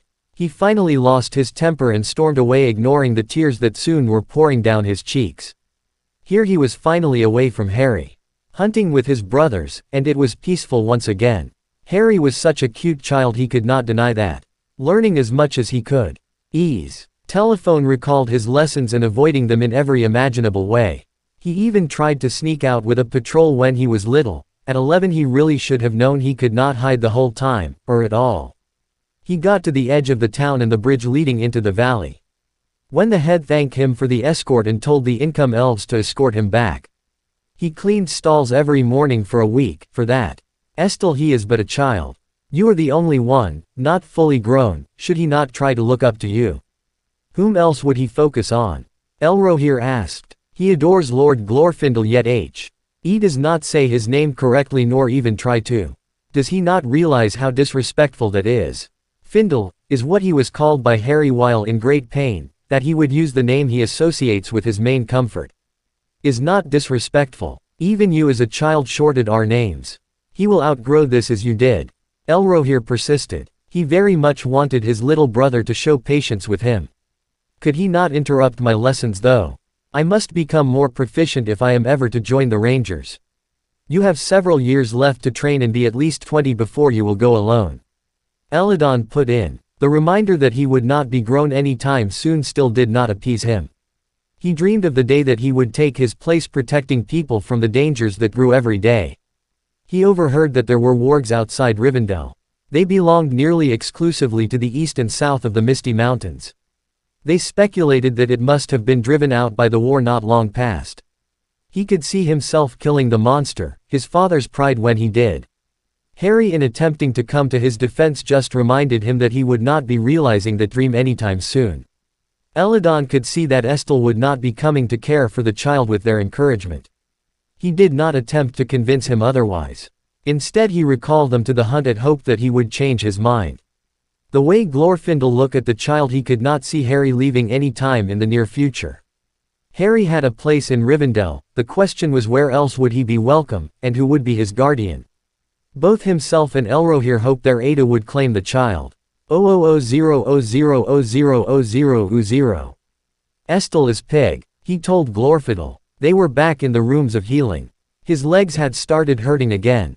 He had not noticed at the time, but he had jumped to his feet, and not using the crutches as he was shown how to use. He is young, wanting to be grown, and frustrated that he is no longer a child nor grown man. No, Estel is pig. I want friend and he look me, horse apples, he thinks I horse apple. Elrond had given him more tea for hurting, and Glorfindel held him on his lap. Why as they might, Glorfindel nor Elrond could convince him to give Estel another chance. When they saw it did nothing but make him cry and they could hear the glasses on the table vibrating, so they stopped. The main caregivers could no often settle Harry before his magic lashed out. It was trial and error, most often an object would move or a brief breeze in a room. So far the worst thing they had seen happen was blankets hitting Eladon in the head while trying to get a sleepy fussy little boy down for a nap. The shock on his face when it happened let the understanding he did not have complete control and he was often punished. Our guest will be arriving next week. I believe they will be excited to meet you.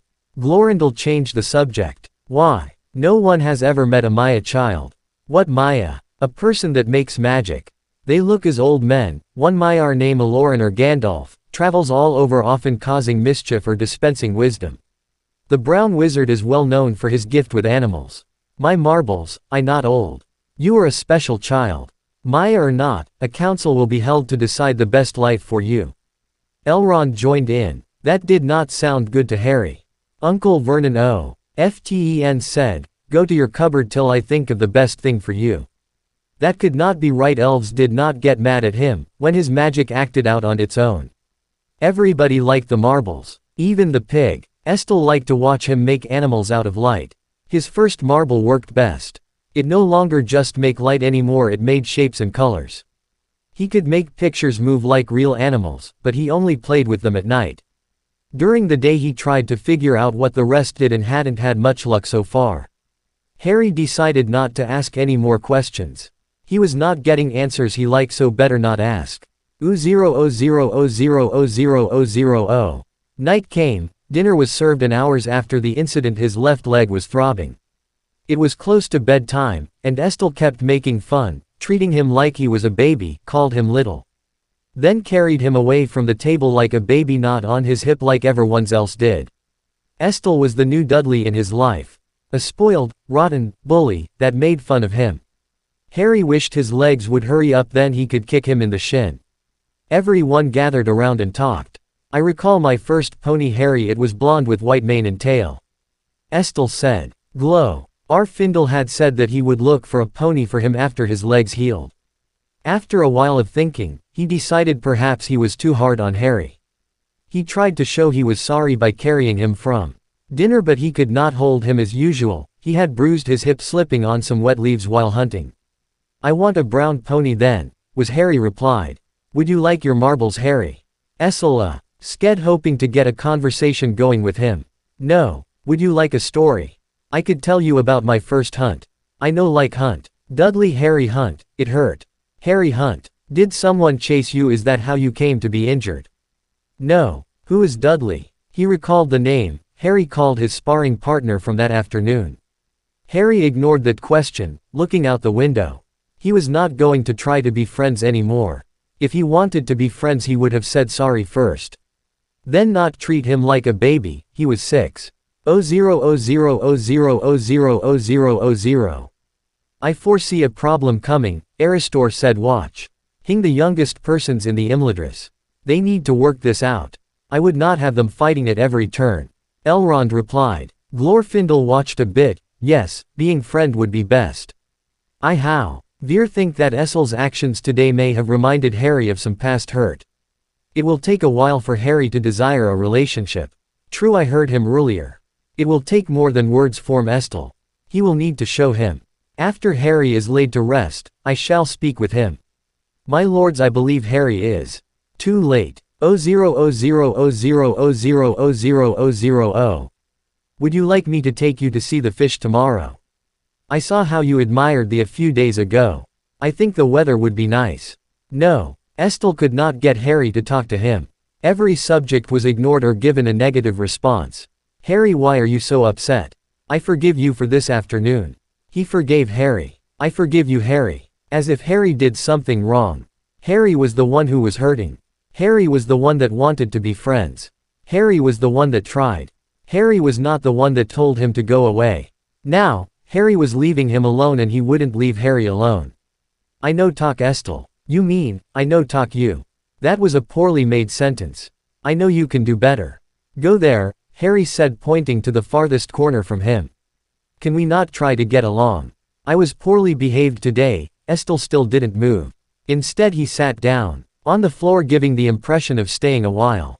Go away. Not until we can try to be friends again. You are a small child that just needs to learn when not to interrupt. Go away. Estelle did. A breeze caught him, sliding him across the slick floor, hit the wall, which caused books tumble off the shelf and onto his head. Before Harry caught on to the fact that he hurt Elrond's son, he was up out of his chair. In the room. 00000000000. When the laughter died down, Estelle stood up, placed the books back, taking the chair that Harry had been in. I think I made progress. No, my son, I think you've frustrated a small, hurting, tired child. What do you mean hurting? You said the breaks were causing him no more pain. As long as he tread carefully and put little weight on them, he would be fine. When he tried to defend you, he was not careful, jarring his left leg. It will set him back for a time. Harry will be well again, correct? I mean there will be permanent repercussions, will there? No, Estelle. Peace, we just have to keep a close watch on him. Youth are not always careful. Fixing a break takes time. With due care he shall be well. The lesson was not lost on him. Harry tried to be his friend. With a few curt words he broke the child trust. He would take care in the future not to hurt the little boy. 0000000000000. I sorry I didn't hurt him. Harry C. continued in the same vein for several minutes in his native tongue. Glorfindel just held on as he did the first night, rocking and signing till Harry stopped. When he finally came back to himself, he was given a wet cloth to clean his face, changed into his night clothes and tucked into bed. Rest easy, child. We know no permanent harm has come to Estelle. All is forgiven. I heard you request to be given space and he did not. No punishment will come to you. I also know as you grow this power will come under control. Elves are given strength, ears, eyes, and some other gifts. Do not think we have not erred while learning control. You too. Yes, I also have made mistakes, so peace to you. You are tired and I can tell you leg pains you again. Sleep tea, Harry huffed, but put up now more fight.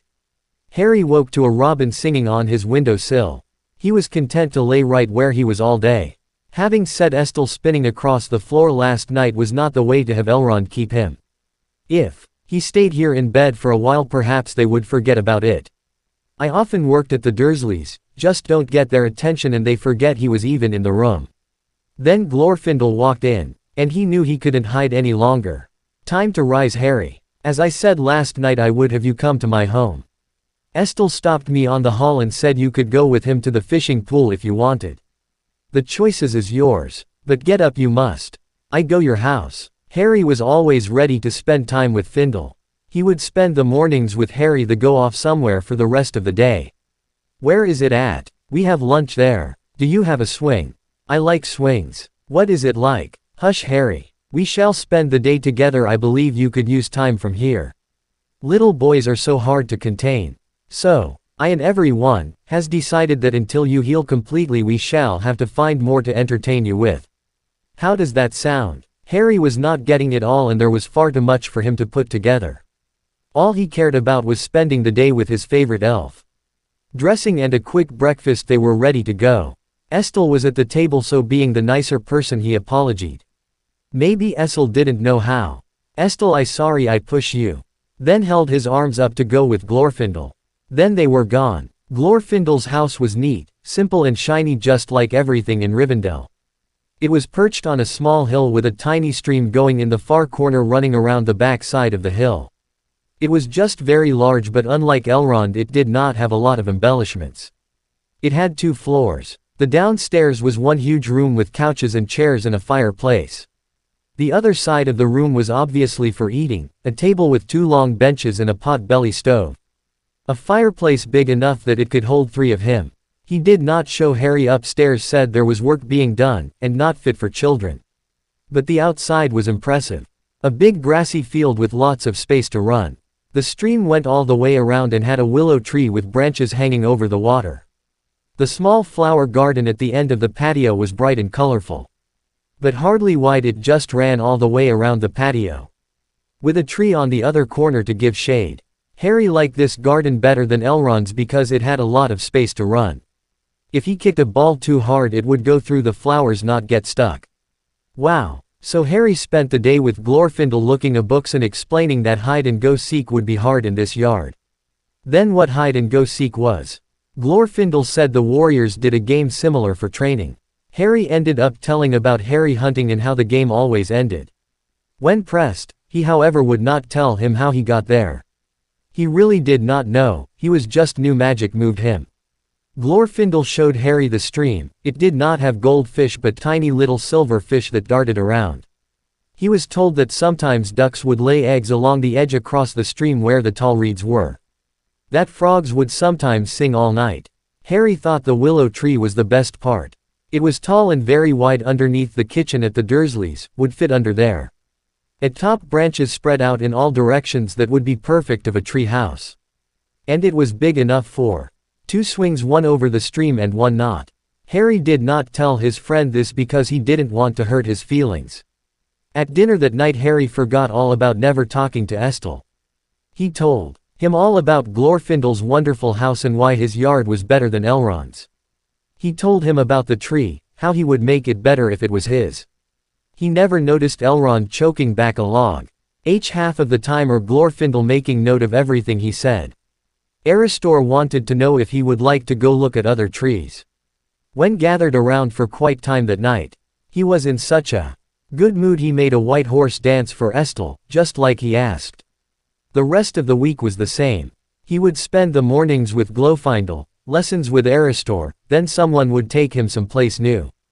His attention was pulled in so many directions that he forgot about the other elves coming and that he hardly got to walk around. Elladan and Elrohir took him to the stables where he was allowed to pet a bunch of horses. The black one with a white nose and socks loved to be feed apples, and nuzzling Harry. So he asked to be taken every day. Harry said he didn't want him to get lonely. He did meet its owner. An elf that said he would take Harry for a ride after he came back from the outskirts. Then took his new friend away. Harry figured the horse didn't like him, just his apples, and decided he didn't care anyways. Estelle took him to the training field so he could watch the other elves train. He explained that he would not be training while Harry was there, because he did not want to be distracted. This time he said sorry the right way. Then nicely asked that if he was training to keep quiet or come back after. Messing up made him short-tempered. The kitchen became one of his favorite spots. The head lady elf would let him punch the dough. She would give him an apple for his hard work for his horse friend, but when he was gone Harry decided to eat it himself. 00000000000. The elves of Mirkwood arrived first. Harry was dressed in his best green robes and told to stand up front. With Elrond and Eristor. Glorfindel was behind him. They were all really pretty with blonde hair. King Thranduil wasn't smiling or frowning. Harry thought maybe he would like to see his yellow marble for a minute. Well, meet Lord Elrond. It is a pleasure to welcome you to Rivendell. You said a discovery was made that may affect all of Middle-earth. I could not ignore such tidings, be it good or evil. Yes, in the fullness of time, this discovery shall affect all life. I would that we discuss this after elves from Lothlorien arrives. As you say, I can wait until then. Harry, please step forward. Harry really did not want to meet the king. Why was he being asked to meet a king? Glorfindel nudged him in the back, so he leaned on crutches and moved one step. The king was huge. Like Glorfindel, he was blonde and had a crown. It had little leaves and red berries on it. The king did not smile at him. Just looked super close and nodded to him. Harry wished he would bend down so he could see him. Everyone else did. He was ready to sit down where he was. They made him stand up front, and that was so boring. Just as he was about to fall over, another elf came forward and picked him up.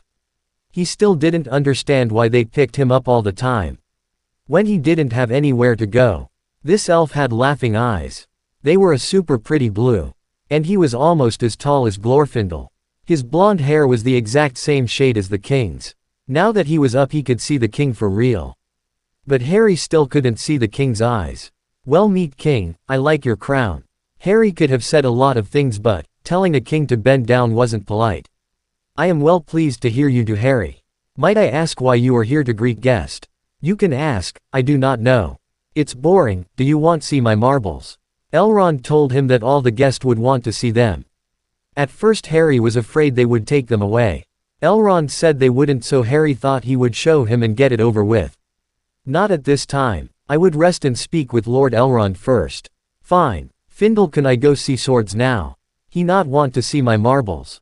Harry, under the impression that he did his part, he said hello and offered to show his marbles. Glorfindel waved to a nearby elf that often wandered around Elrond's home a lot from what Harry could see. The elf stepped forward to take him. How about you show me the swords, Harry? The elf holding him asked. Not my house. You have to ask Elrond, Harry answered. Of course, do excuse my lapse in manners. My lord, I would escort Harry to see the swords he is enamored with, by you leave. You have it, Prince Legolas. I will send for you for the noon meal. Harry was amazed. He was being held by a prince now. Looking back at the king, it all made sense. The prince put him down. Harry picked up his crutches and waited to be lifted again. Instead, the prince looked at him some and waved his hand as if to tell Harry to go ahead. Maybe all leader people were a tad crazy. Pick me up. After what felt like an hour of staring. Please pick me up. Prince Lego, oh I forget. Legolas, Harry, and if you like, I will carry you, reaching down for him. Harry had a distinct impression that he said something rude. So he decided to correct this impression before they got too far. I not like. But Elrond said next time I walk, he will tie me up. I think he means it. Did you know Elrond smart? I think he heals. He is a little he silly like squirrel. Harry completely forgot whom they were into company of while they walked away and that everyone was an elf and could hear him. 000000000. Findle. Silly squirrel. Lord Elrond, never I have I thought to hear you describe as such. King Thranduil finally spared smile seeing the discomfort Lord Elrond's face. He is only 6. Aristor THWM to the rooms if you will. Aristor gave a shallow bow and lead the Mirkwood elves off. Wiping a smirk quickly from his face, but not before he saw it. King Thranduil, I will escort you. Perhaps I could entertain you with a story or two of Harry's days here with us. 0000000. And we had lunch and he told me the soldiers play hide and seek. I best hide her, before. Harry was having so much fun with his new friend. Legolas laughed a whole bunch. He didn't act like a prince either. He jumped up the stairs 2 at a time and spun around and was silly. Tell me, Harry, why would Lord Elrond tie you down if you were walking? You seem to go very well for yourself. The prince got down on his knees so Harry could talk to him. Harry was sitting on a couch looking at a picture of a battle. Harry had yet to get close. Legolas would not let him look either. I would prefer your caregiver showed you this. So much for that. Glorfindel said he could see it when he could see it on his own feet, and everyone at the table agreed. He said I move quickly. And other words, I don't know. Then he said horde of orcs were easier than a bored boy. What orc? Princess Legolas started looking around the room really quick. He seemed a bit scared. Why he would be scared Harry had no idea. Would you like to see my horse? I would like to check on him. Now that Harry learned a lot of words, people were always changing the subject. He thought he was doing really good. He missed words but he thought he got the subject correct. No, would you take me to Findle? Maybe the Golden Elves are here. Yes, I would be glad to take you to Lord Glorfindel. Then he had no interest of checking on his horse. Harry knew there was something about an orcs, he assumed it was an animal. But why wouldn't anyone tell him about them? As they ched the front, Elrond was talking to another set of elves. They both had blonde hair, hers was almost white. He was taller and looked a bit nicer, she was like a painting. Harry did not like her eyes, they just gazed at him. And stared. Finally he couldn't look at her anymore, so he looked at the man, he at least had kind eyes. He changed his mind, he did not want to go over. His friends were there but so was the scary lady. Can we wait here, they busy? Harry, you said you wanted to meet the Goldenwood Elves. The Lord and Lady is right over there. Taking another step toward the group. Harry looked again, they were all still talking. No, she has scary eyes. I thought she pretty. She look, I sick. Harry wasn't sure if his point was getting across very well so he rubbed his stomach, and tried to look scared. She was so pretty but when she looked at him with those eyes he did not feel good. Legolas back up to small alcove off to the side so they could watch. It took forever, they talked and talked. Harry was sure they were talking about him because Legolas' gaze whipped around and stared at him. then looked at his arms and ran his hand down his now unsplinted legs. Elves could hear everything. He looked around and everyone was looking at him. Especially the lady. He saw a red-haired lady, a green light flash and then screaming. "Boy, you should have been drowned at birth. Stay in there." Finding his marbles. Pain, hunger, he saw his life bits and pieces of it. He could hear the belt, all the hurt, running away. His uncle in the car aiming at him. Then darkness, searching, angel singing. Glorfindel holding him close while he cried. Harry did not know he had screamed till he heard himself. It all ended too quick. The lady was now looking at him but her eyes were different, this time they did not look scary. Harry knew they were. He looked at her and the man. Standing beside her, his eyes were still kind and his hand was on her shoulder. She did not look pretty to him.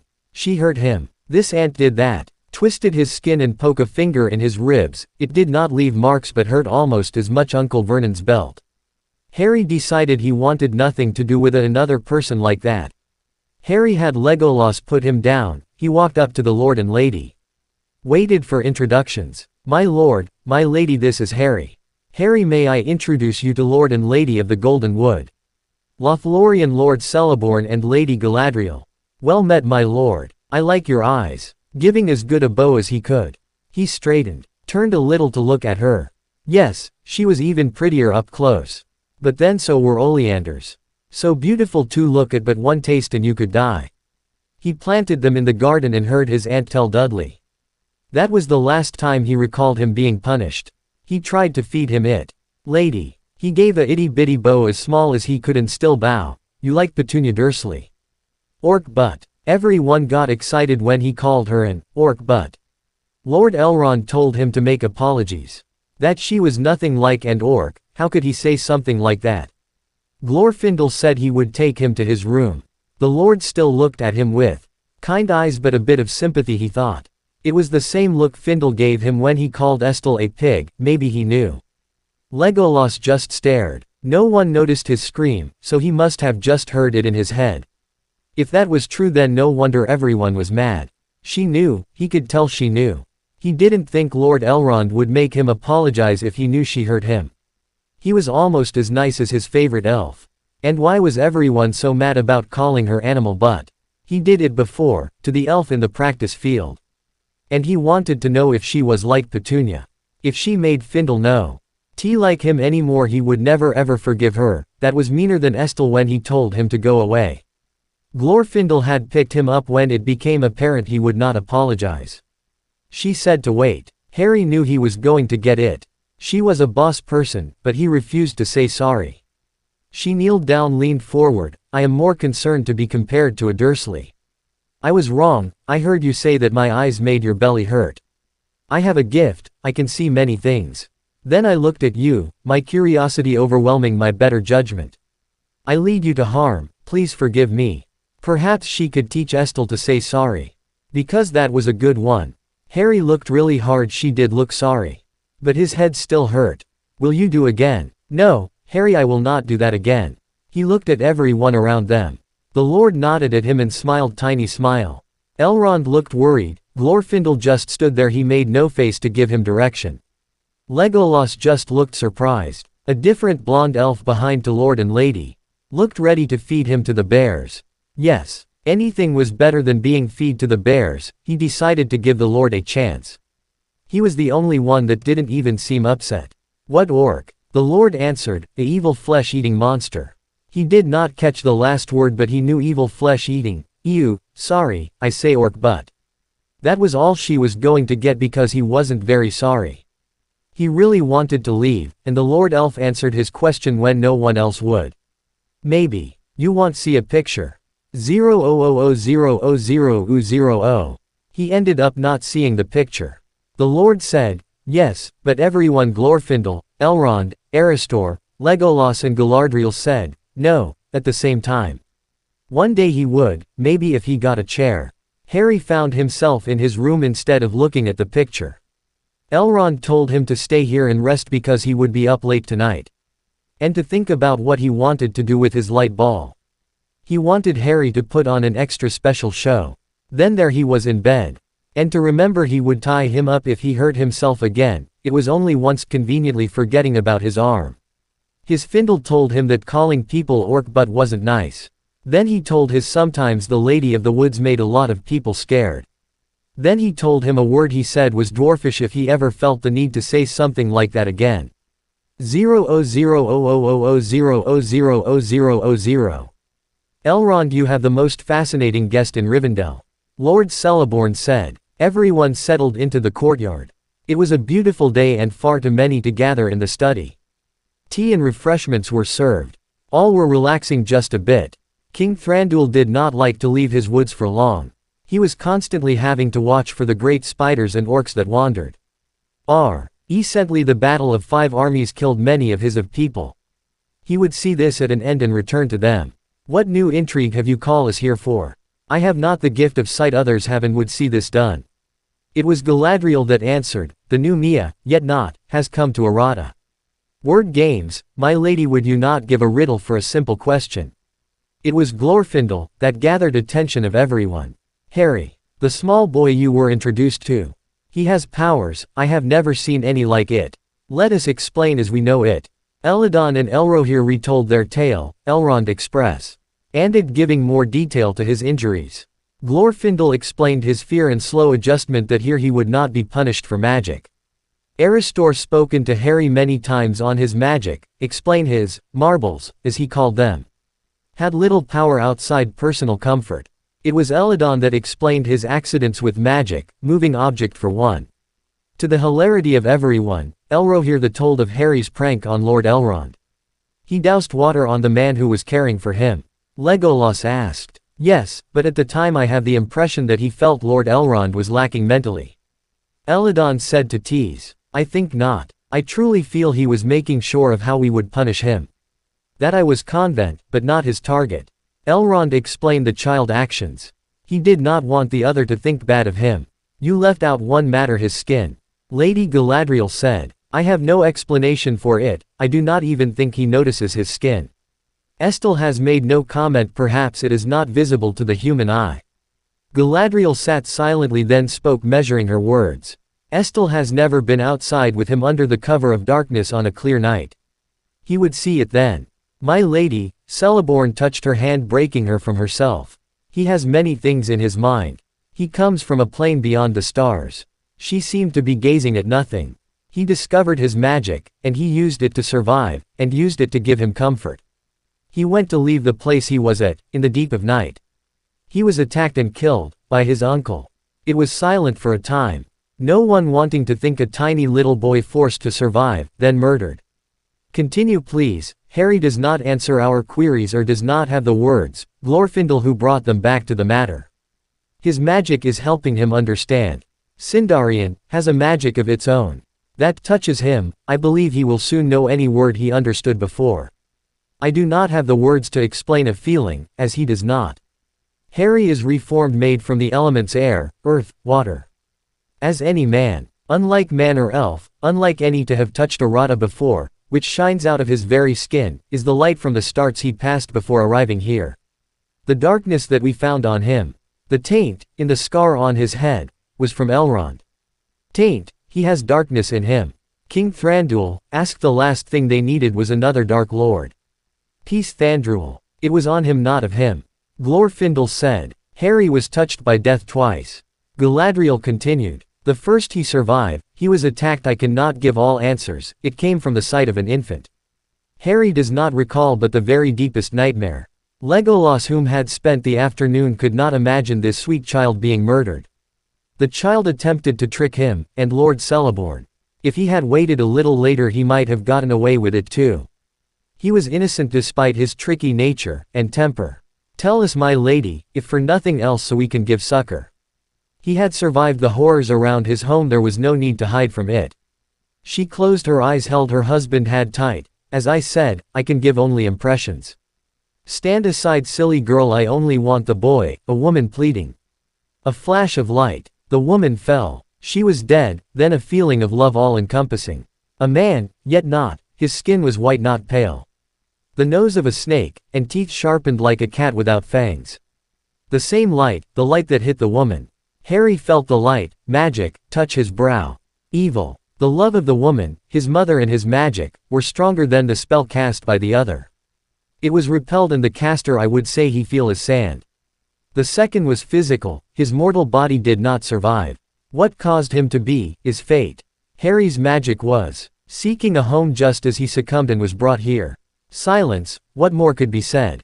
Evil was something many had faced, but an infant, to be sought out was not a thought any liked to have. I hurt him today. I caused that child pain. Do not place blame on him for his temper. No one before has felt my power. At least not physically. He screamed in his mind. That was the reason he called me an orc. Something he believed was akin to a smelly animal. She laughed a light strained sound. He will find little comfort from me. Treat him gently. I say we adjourn for the day. Harry is in his room. I told him you would like to see his light and have asked him to perform this evening for us. Let us think on this new information and make a decision later. Elrond stood and all followed his lead. 000000000. That evening King Thranduil sat beside Harry.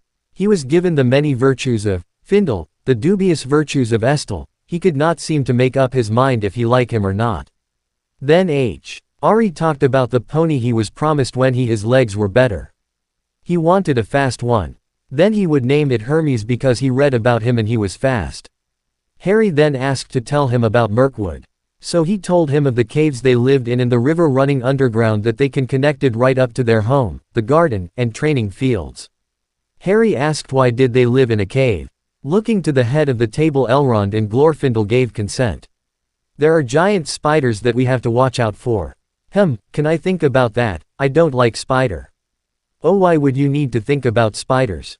Imladris has none. I will know when I know. Then you will know. Whenever you know then. I will wait. Harry started telling about the spider and shared a room with. And that they were tiny and didn't bother him, and if his spiders were small he wouldn't have a problem. Thranduil agreed if his spiders were small he would have fewer problems.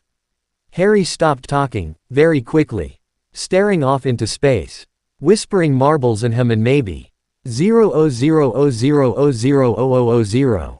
Gathering around the fire hall, everyone sat and talked. Lindar sang beautiful songs. He even asked if Harry had a favorite.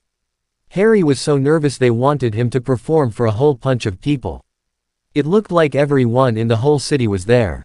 There was the girl elf that made his pants and the elf he called a Dudley orc butt. A king and lords and ladies. Finally it was his turn. He had a perfect show planned. He had his Marbleur ready. The fire was banked. He got up to the stage, a elf with a violin picked him, put him on a tall stool, and everyone was looking at him. He concentrated on his light when a small glow appeared. Just like the first time he showed Glorfindel. He tried to see a big horse that everyone liked, but he couldn't do it. No one moved. Then they started to whisper. He couldn't do it. He was going to embarrass Lord Elrond and Fidel in front of their friends.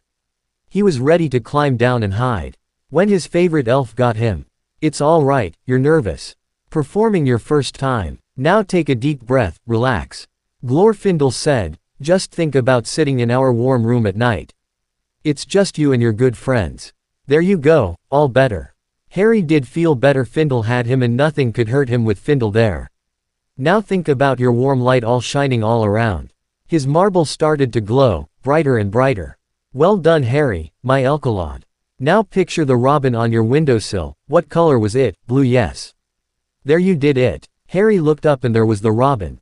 A blue robin. He thought about how it hopped around, made it dance and fly, and forgot all about everyone in the room. The violin man softly asked to see a cat. Lindar wanted a cow. Elrond asked to see a dog, and Elrohir wanted a purple pig. Soon everyone was asking for one animal or another. Legolas asked to see a pink bunny rabbit. Harry made it, then couldn't stop giggling and the show was over. I do good. Harry asked and got a hug and cuddle. He figured it was alright, he didn't embarrass his friend. 000000000. Lord Celeborn opened his window wide. Harry saw the moon full. Then Celeborn sat down and told him a time his daughter climbed a tree to save a squirrel and got her ankle stuck in a hole. The squirrel she tried to save ended up not needing her and dropped acorn shells in her hair. The patrol was alerted to her plight when the squirrel started to chitter at her. A good story to put a little boy to sleep. There she was, his beautiful wife. His strong, opinionated wife that only the bravery of a small child could call an orc butt. Elkalod, it is an appropriate name. There he was, covered on dusting of light right in his skin. Would you have him live with man or elf? 00000000000. Ada, you spent time with Harry this evening. What do you think of him? A sweet child that thinks the sun rises and sets for Findle. The great warrior is called Findle, and plays nursemaid. Thranduil huffed and turned back with a wicked gleam in his eye. Did he truly call Lady Galadriel an orc butt? I, Lady no Petunia Dursley. Orc butt, I am unsure w. Hi, but the lady was more upset at being likened to Petunia Dursley than an orc butt. Ada, but what do you think should be done with him? He has magic, so he would not fit with man, and Gandalf is off causing trouble. Certainly not way of life for a child, me or not. My son, what make you believe we have an option? Tomorrow watch Elkalod and tell me, what we feel makes a difference. He has chosen, before we came. The most we can hope is if he grows into magic he will look kindly to us. 00000000000. Estel, what are you doing? Elrond had caught his son sitting on the chair the Harry abandoned. No one was in the room and he was holding a marble. Nothing, just curious. He is so small yet he can make this shine. He controlled the light. I am just imagining what he could do when he is older. Stuffing the ball back into the sack. My Ion, yes, one day he may have power to do many things. But what good is a man with power, without the wisdom to do the right? Harry is alone without family, we found out today. And I ask you to keep confidence. Estel seemed to think about it before motioning for him to continue. He was killed by his relative and reborn in much the same way Lord Glorfindel was. We know he was treated cruelly. You saw how much fear he carries in him. He is but 6, as an infant the watched his mother murdered. He has dreams of it. What would you have of me? I will grow to be a man and die. I will have no power over him. Grow, my son, you have a strength of spirit that all can one day rely on. Gain wisdom, patience, kindness, learn to think with your mind and listen to your heart. For no power is greater than honor, valor and bravery. One day I hope you see the man I can see in you. 0000000. Glorfindel was in his house getting a room prepared. The top room he used as an office was cleared of all but a tiny bed. He crafted for several weeks to get everything right. Originally he would have sent it to whatever house Harry would end up in. When it was completed, however, he liked the way it looked in his home. It was just long enough for him to sit on, his back against the headboard and his feet inches for the end, plenty of space for Harry to grow. He could have made more adornments. But Harry liked the simple look of his home. A tiny chair and desk sat off in a corner. If Harry lived anywhere else he would have a room ready for him here. It just needed a wardrobe, a rug and some boxes for toys. 0000000. Standing beside Legolas in the archery fields the next day, Harry was shown how a bow and arrows work. He told him the names of the parts and then how to position it. Legolas was so cool. He did not even get upset when Harry yelled encouragements or got excited and went to the end every time to see where the arrow hit. Legolas might have been his new best friend. He looked older than Estel, but he was so much nicer. Legolas, how long you here? Harry asked. A few weeks, perhaps. We will have to leave before late fall if we are to make it home before snow falls. Will you be here when I have my pony? Perhaps. Lord Elrond said you bandages will come off in less than a week. Yeah, I not allowed to run. I run fast. Do you now? I faster. Dudley and Dudley friends. I hide good too. And sneaky. Sneaky, what do you mean by that, Harry? Harry realized what he almost told. He wasn't sure that he wanted his new friend to know he had snuck food, where he used to be. He also did not anyone to know about using magic on his uncle. That was really sneaky. But Legolas was looking at him and got down to one knee. His bow was leaning against his side. Harry didn't think he would get away with not answering. I hide good, Dudley look for me. I go to place he look at, before he find me. Legolas had a grown-up look. Harry thought, he knew Harry did something else but then seemed to change his mind. That is sneaky in a way to put off a searcher. Deciding to change the subject was the best thing. I want a brown pony, black hair. Ah, Would you join me in the stables? I did not check my mount yesterday, and would do it now. You could show me your favorite color horses. Yes, I like horse. A black one, like apples, and horse hug me. He left. The next day was similar, only this time Celeborn took him out of the city to the river. Harry pointed out all the animals, so he wouldn't miss them. And told him about the steam at Findle's house and the frogs. Then he told him about his tree that needs a tree house to be perfect. He also told about the bear prince. It took a while for that to come across as he did not know the words. He ended up drawing the footprint in the sand. Near lunchtime Lord Celeborn asked if Lady Galadriel could join them for lunch. How could Harry say no? It was his wife, so of course she could. She was there and he wished he wasn't. But he didn't say it out loud. He wasn't sure what to say to her. So he kept quiet and let the grown-ups talk. He wasn't going to give her a chance to do magic on him again. After lunch she said it was wonderful company and hoped to do it again. Harry hoped she with her scary eyes would stop looking so close. Yes sure, I have to go to Eristor. He left as fast as he could. He missed her sigh, and her husband reaching for her hand. King Thranduil wasn't as much fun. He seemed to be determined Harry would not touch the ground. He carried him through the halls. He asked Harry to show him all of his favorite places. Harry finally saw a chance. Now how to do it. So Harry showed him the library and the kitchen and the family room, where he and Glorfindel went to be with Elrond family. Every night. Then he showed the king his room. He also showed him his mommy's treasures. King Thranduil said those were the best kind of treasures, ones that belonged to family. It was getting close to lunch, so he had the king go to the sword room. It was his last chance to see the picture. King Thranduil had been warned of Harry's mischievous nature. He saw the look on his face. Prepared for any trick he could come up with. He was surprised when he was shown all sort of innocent places and where a child would enjoy spending time. Entering the armory he was sure was to be first was last. Surprisingly, he had been at ease when Harry asked him pick him up again and see the picture in the far corner. Harry was so excited, closer to it than he had ever been. Then a hand was put over his eyes and he was carried out. Oh well, Harry was sure he could find a chair somewhere.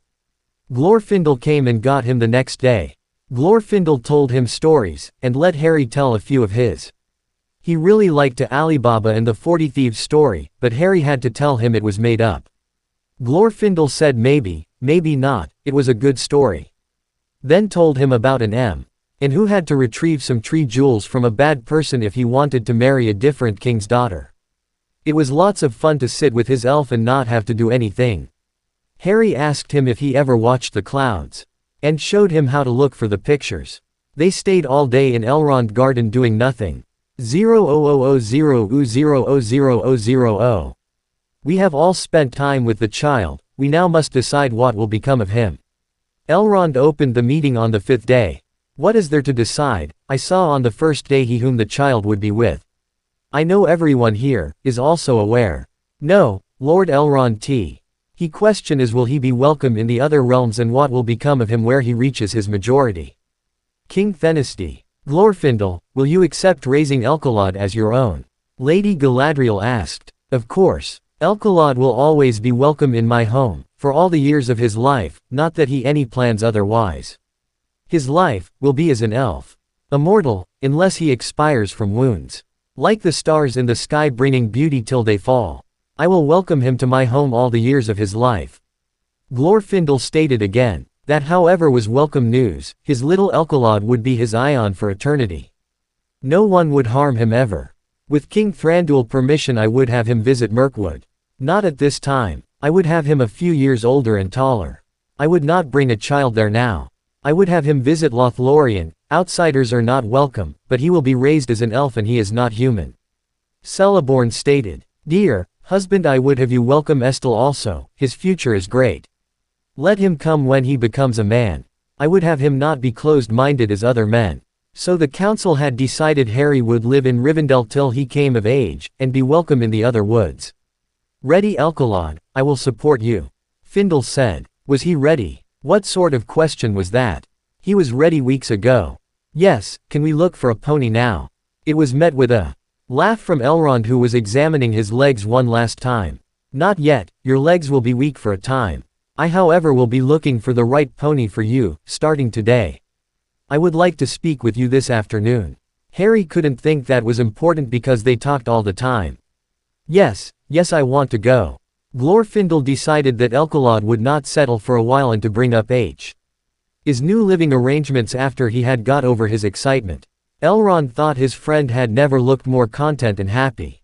His bandages were removed and he swung his legs back and forth over and over. He could tell they were good and stood up. He was able to stand for about 10 seconds, till they felt like jelly and started to slide. No, Harry cried when he was on his bottom. But his Findle sat down and held him close. He wanted to go on an adventure. There was so much to see and trees to climb. Hush, as you were told, it will take time for your full strength to be regained. Let's try again. Use the crutches this time for support. So he did and he started going again, his legs could hold him up now. Harry thought maybe tomorrow he would be running again. Let us go break our fast with our guest. I am sure they would love to see you walking on your own. So Harry let him carry him one more time. But put him on the floor before opening the door. I can go now. Harry was so excited he may not be running but everyone would not think him a baby anymore. He would even impress Estelle. Then the doors were open and Harry made it to his seat, climbed up, and was met with smiles from everyone. You are walking already, Elcalad. I can see you will be training to be a warrior very soon, Elladan said. Yes, and I am going to climb trees. Harry did not stop all morning, he was going everywhere and nowhere. He showed the kitchen elves and was given a pastry for doing it by himself. The archers were also impressed and had him bring back the arrows at the other end of the field. Restor had him use one crutch and carry his papers and quills to the patio for their writing lessons. That took 3 trips but he did it. By lunch his legs were achy and he wanted a nap. He wouldn't tell Estelle that. He was invited to watch the fish, and Estelle rarely ever wanted to spend time with him. So they went to the fish pond. Harry pointed out all the graceful fish, making their way to the middle of the bridge. He was leaning out to point at the green-colored butterfly, the same color as his marble, when his legs gave out. It started as a little shake, then a big shake, and then he fell right in. Splash! He was over his head and he couldn't get his legs to kick anymore. He was going to die. He tried to get up, when he felt a hand grab his shirt and pull him to the surface. He coughed and coughed. He couldn't help it. He cried. Estelle was as wet as he was, rocking him back and forth saying he was sorry. But at that point he did not care, he wanted his Findle. He ended up in the halls of healing, again. Harry was getting right sick of the place. Elrond came in and looked him over before saying that no new damage was done, turning his attention to drying the boys off. He had stopped Ed crying but he could still feel the jitters. Glorfindel ran into the room, collected Elcalad onto his lap, holding him close, and he couldn't help it. He started crying again, his sniffles eased off after a while to an occasional whimper. I stand by my statement, this child will be mischievous. Elrond told Glorfindel. Estelle sat watching Elcalad doze lightly in Glorfindel's lap, the guilt shining in his eyes. I am so sorry, Lord Glorfindel. I did not realize his legs were ready to fall under him. He truly did look guilty. No harm done, he just took a fright. I do not blame you for not knowing what to look for. You have no training in the healing arts. Estelle was an intelligent and serious boy. He was not a trickster no matter how his brothers attempted to encourage him. He found joy in knowledge and peace. He found laughter in the small things in life. And Estelle knew that danger was out there. How could he not want to help? How could a man call himself a man, if he did not lend his strength to others? Ada, I should learn to heal. If I am with the Rangers I cannot trust that a healer will be there. What if my comrade was to fall? I should be able to give aid to them when they need it. I would be at fault for that death, if I had a chance to learn what would save a life and squandered it. Estelle, my Ion, that is a mark of a true leader. I am proud of your choice today. Elrond said, placing his hand on his shoulder. The wisdom of ancient kings, Estelle, was Glorfindel's comment. 0000000. But I need to climb a tree today. Harry protested when he was told he needed to rest. Everyone was gathered in the fire hall for quiet time before bed, and to tell Elcalad of his new circumstance. The king looked at Legolas and said, "This seems so familiar to me." Harry wondered what seemed familiar but ignored it. The trees were more important. He had his goals and he needed to do everything on his list. Every parent in the room thought back to their elfling's exploits. Elrond D just looked at his sons and wondered how long this good behavior would last. Celeborn could tell this argument could go on for hours. He needed no powers in order to foresee all logic would be lost on Harry. We all wanted to tell you what we have decided in regards to your future. That didn't sound good, Harry thought, losing all interest in trees. Do we have to? I mean, I want to go bed now. Harry got up and halfway out of the room when Aristor caught him, and put him back in his seat. Harry, if you do not like what has been decided, tell us and we can perhaps find a better fit for you. Peace, Elcalod. King Thranduil thought he would go first, he had the least connection to him. It has been decided that you will remain in Rivendell. I will make a room ready for you to visit when you are older. You will be welcomed in Lothlorien to stay, should your wanderings direct you there. Celeborn said. That was a relief. He thought they were going to kick him out, now that his legs were getting better. But if he could stay here and visit, that meant they wanted him around for a while. Now about your guardian, we feel that you shall stay with Lord Glorfindel, Lord Elrond added.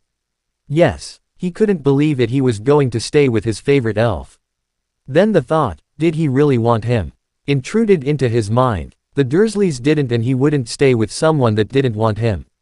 Ever. So he looked at Findle, noticing that he looked all right with it. You want me? Yes, I do. You shall live in my home. I shall care for you till you reach your adulthood and I will be there for you always. That was all right then. His favorite elf wanted him, just him. Why Elcalod? He noticed that he was called that several times today. It was all right but he wanted to know why. Elcalod shall be your elf name. As your foster father I gave it to you. You shall also keep you name Harry for such times when you are amongst the race of men. He had to think about that. Elcalod didn't sound too girly and he would have an elf name like everyone else. He would stay with his favorite elf and then visit the other place. Actually this was really good. Yes. Then realizing he had nothing to worry about ever. Can we climb now? 0000000000000. He was in his new bed, it was tall with long poles at both ends. Findle told him come winter they would hang curtains on them. And Till needed a few more furnishings in the room. A fireplace would be added once they built his study downstairs. His window looked right out on the garden and he could almost hear the water rushing by. The willow tree still needed a swing but he, Elcalod, couldn't be happier. 0000000. 2 weeks later he hated everyone and everything. He still didn't have his pony and all the chairs were moved out of the armory. Estelle was going on an overnight campout with Legolas, Elrohir and Elladan. Lady Galadriel, Lord Celeborn and King Thranduil had left yesterday.